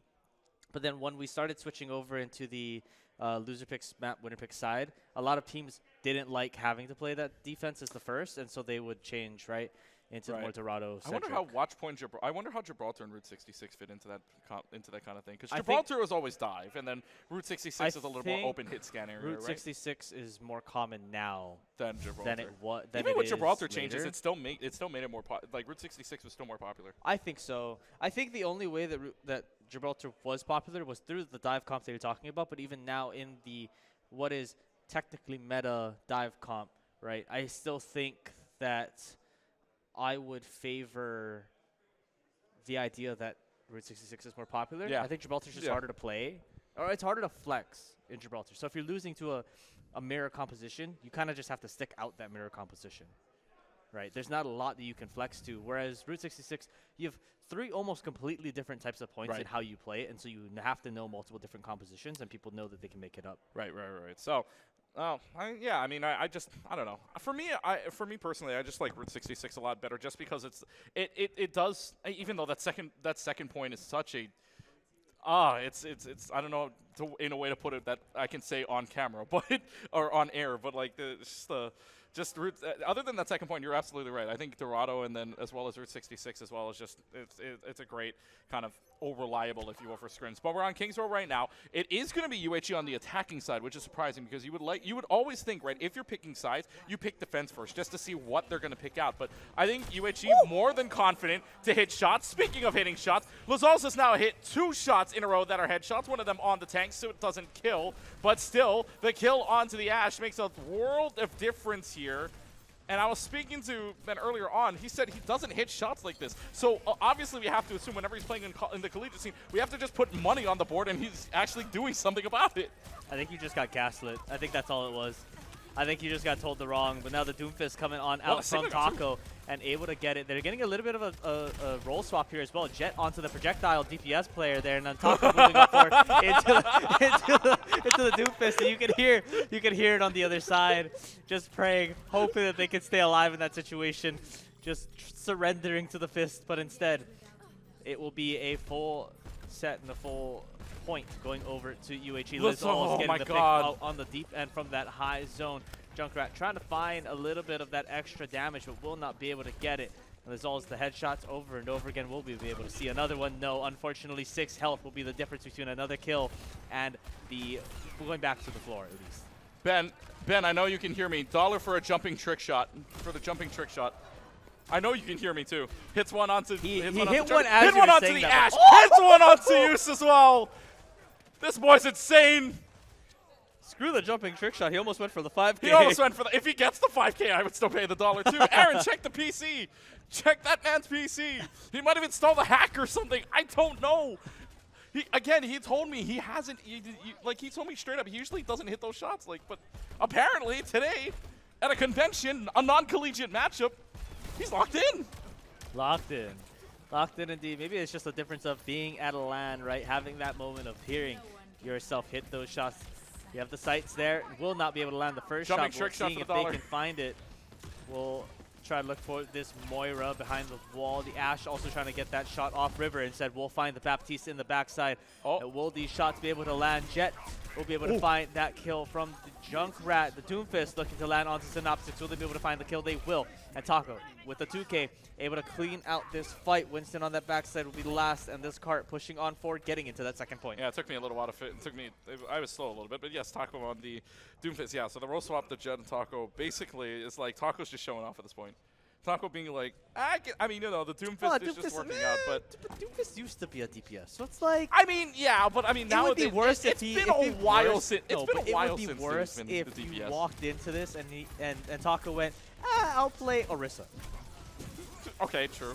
All right, well, that's fair enough. Mountain almost going down, by the way. I already have, and that Orb of Discord, by the way, on a Zenyatta, yes, there's a change where you cannot put a Orb of Discord on the same person for 7 seconds afterwards, after it goes off, but it still does so much, and even now, you have the Transcendence just to save face, and falls off the map. I'm pretty sure that was Synopsys going down by the hands of Taco on the punch off the map. Lazal's still hitting shots, takes down Mountain in the meanwhile, and now it's River just staying alive here in the back. Can they get rid of River? No, River is still alive, some way, somehow, and it's going to get another kill off of it.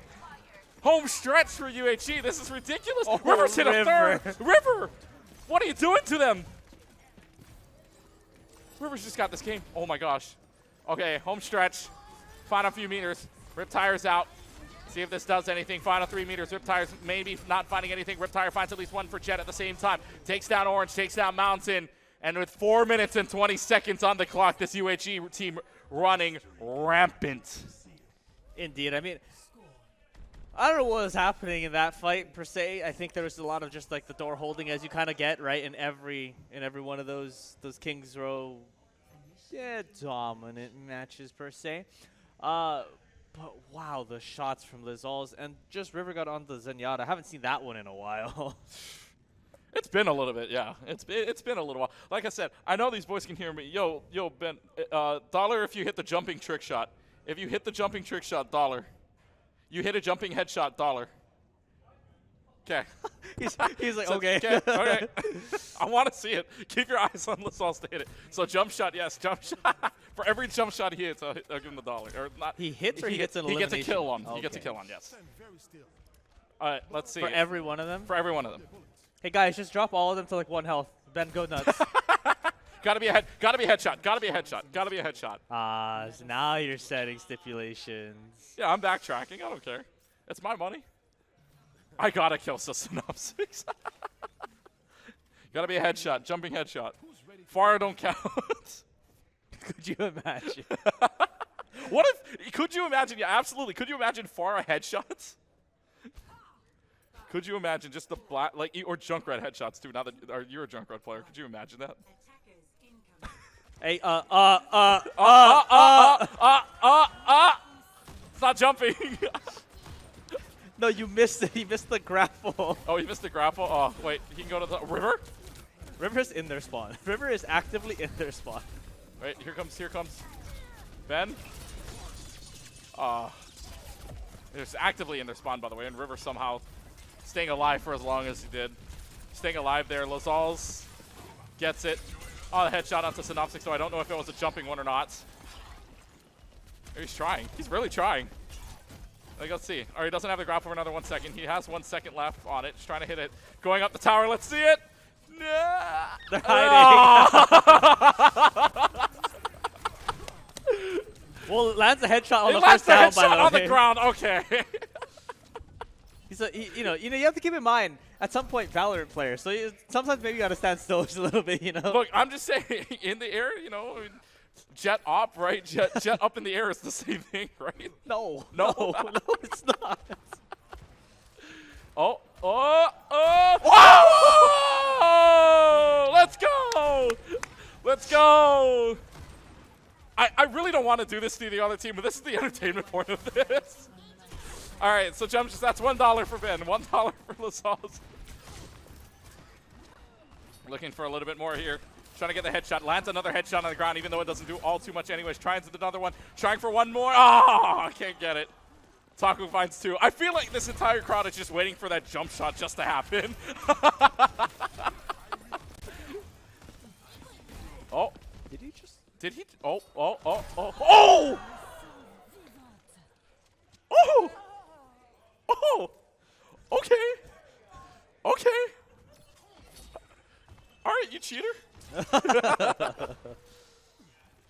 One more. 8 seconds left on the grapple. Oh. Yeah, still a little time on the grapple, but we'll see maybe if they can, do anything Oh. from it. So no grapple available. So unfortunately not able to play to that. Oh my god! I may have made a mistake. Yo, you got change for a 10? Oh, Mountain though! Wait, okay. Mountain, let's go. That actually works in favor of Mountain because that actually works in favor of... Wait, that was a deflect headshot kill. Jet, you get nothing for it. Minute 15 on the clock. We're not even playing this anymore. We're just waiting. We're just waiting for it. We're just having fun here. It's Comic-Con, man. It's a convention. It's not like they're real matches anyways. Well, yeah, I got to walk around, talk to a lot of people, and a lot of the goals out of this was to have fun and just give people a chance to play these games. On the stage. On the stage, especially. Being commentated, being able to be talked about just that little bit, even if it's a... Was that a jump? I have no idea. No.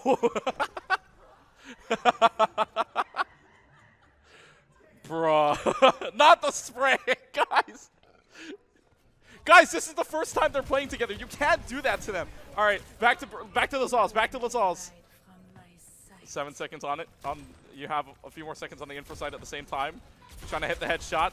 Here, 1 second left on it. Dies. No more money being spent by me for a little while.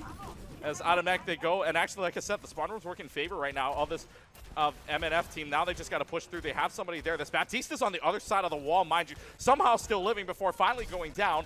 15 seconds left to go, and this is starting to wrap up here. Even the hack tries to be on the Doomfist. It ain't going to happen anyways, as they will start to fall down all the way down. Lazal's back into play. 4 seconds left. One more headshot, maybe. One more. No, missed the grapple. Oh! Oh my goodness. What did you agree to? What's that, $4? $4? That's it. Questionable 4. That's it. That's it, ladies and gentlemen. I think though for the first, it's a little hard to judge. Yes. Right. The first time you're playing with a group, right? The first time you're playing with a group and you have to sit there and be like, so how did I play, right? Like, how did I really play? But I think all in all, they played well. Yeah. It's a UH team. It's I a don't UH know team. what else you Yeah, really say outside honestly. of that, right? It's really hard to be like, oh, they did these things right or wrong. But when you look back at what they were doing, I think individually, especially, there are some plays that came out and did well, right? Some eliminations that landed. The Diva bomb hit 2, right? So positives to come out of it. Yeah, some positives to come out of it. I will say though, I hope these players are back here. Maybe and randoms are great for this, right? Randoms are really good for this, where you meet new people, you meet new players, and if they're of the same skill levels as you, right? Even if and Overwatch is still included wide groups as well, so you can still play with them, right? Even though it might not be as much, you can still get better together. You can still play together. So I'm hoping maybe this team or more players sign up for KawaiiCon when we get there in 2025 in early March now too. It's actually earlier than normal for KawaiiCon. Like the first 2 weeks or something. Yeah, I think, something right? of that nature. But yeah. Well, that'll do it here for KawaiiCon 20. Or excuse me. Speaking of KawaiiCon, no, it's not KawaiiCon. Comic-Con 2024. Whoa! Hold on. That's why I'm trying to get it through here. Comic-Con 2024 production crew. Thank you very much, and to everybody here, appreciate it. I will have to go into the bank box and try to break a 20 because that's all I've got after $4. I only have $3 in here. So thank you, Colton. I appreciate you trying to break a 20 here in a little while. All right. Well, thanks to everybody for those that signed up to play in all of our games. Even though we didn't get ARAM to come around to ARAM, unfortunately, but we still played good games of Valorant, good games of Teamfight Tactics, good games of Summoner's Rift, and Overwatch as well. So it's been a fun day. Fun weekend. Fun weekend. Great weekend. Long weekend, but great weekend as well. So Comic-Con 2024 comes to a close. We'll see you guys hopefully KawaiiCon 2025 early March. And until then, thanks for watching, everybody. Live from Comic-Con 2024. Thanks for coming by, everybody. And from the Hawaii Convention Center, we say aloha.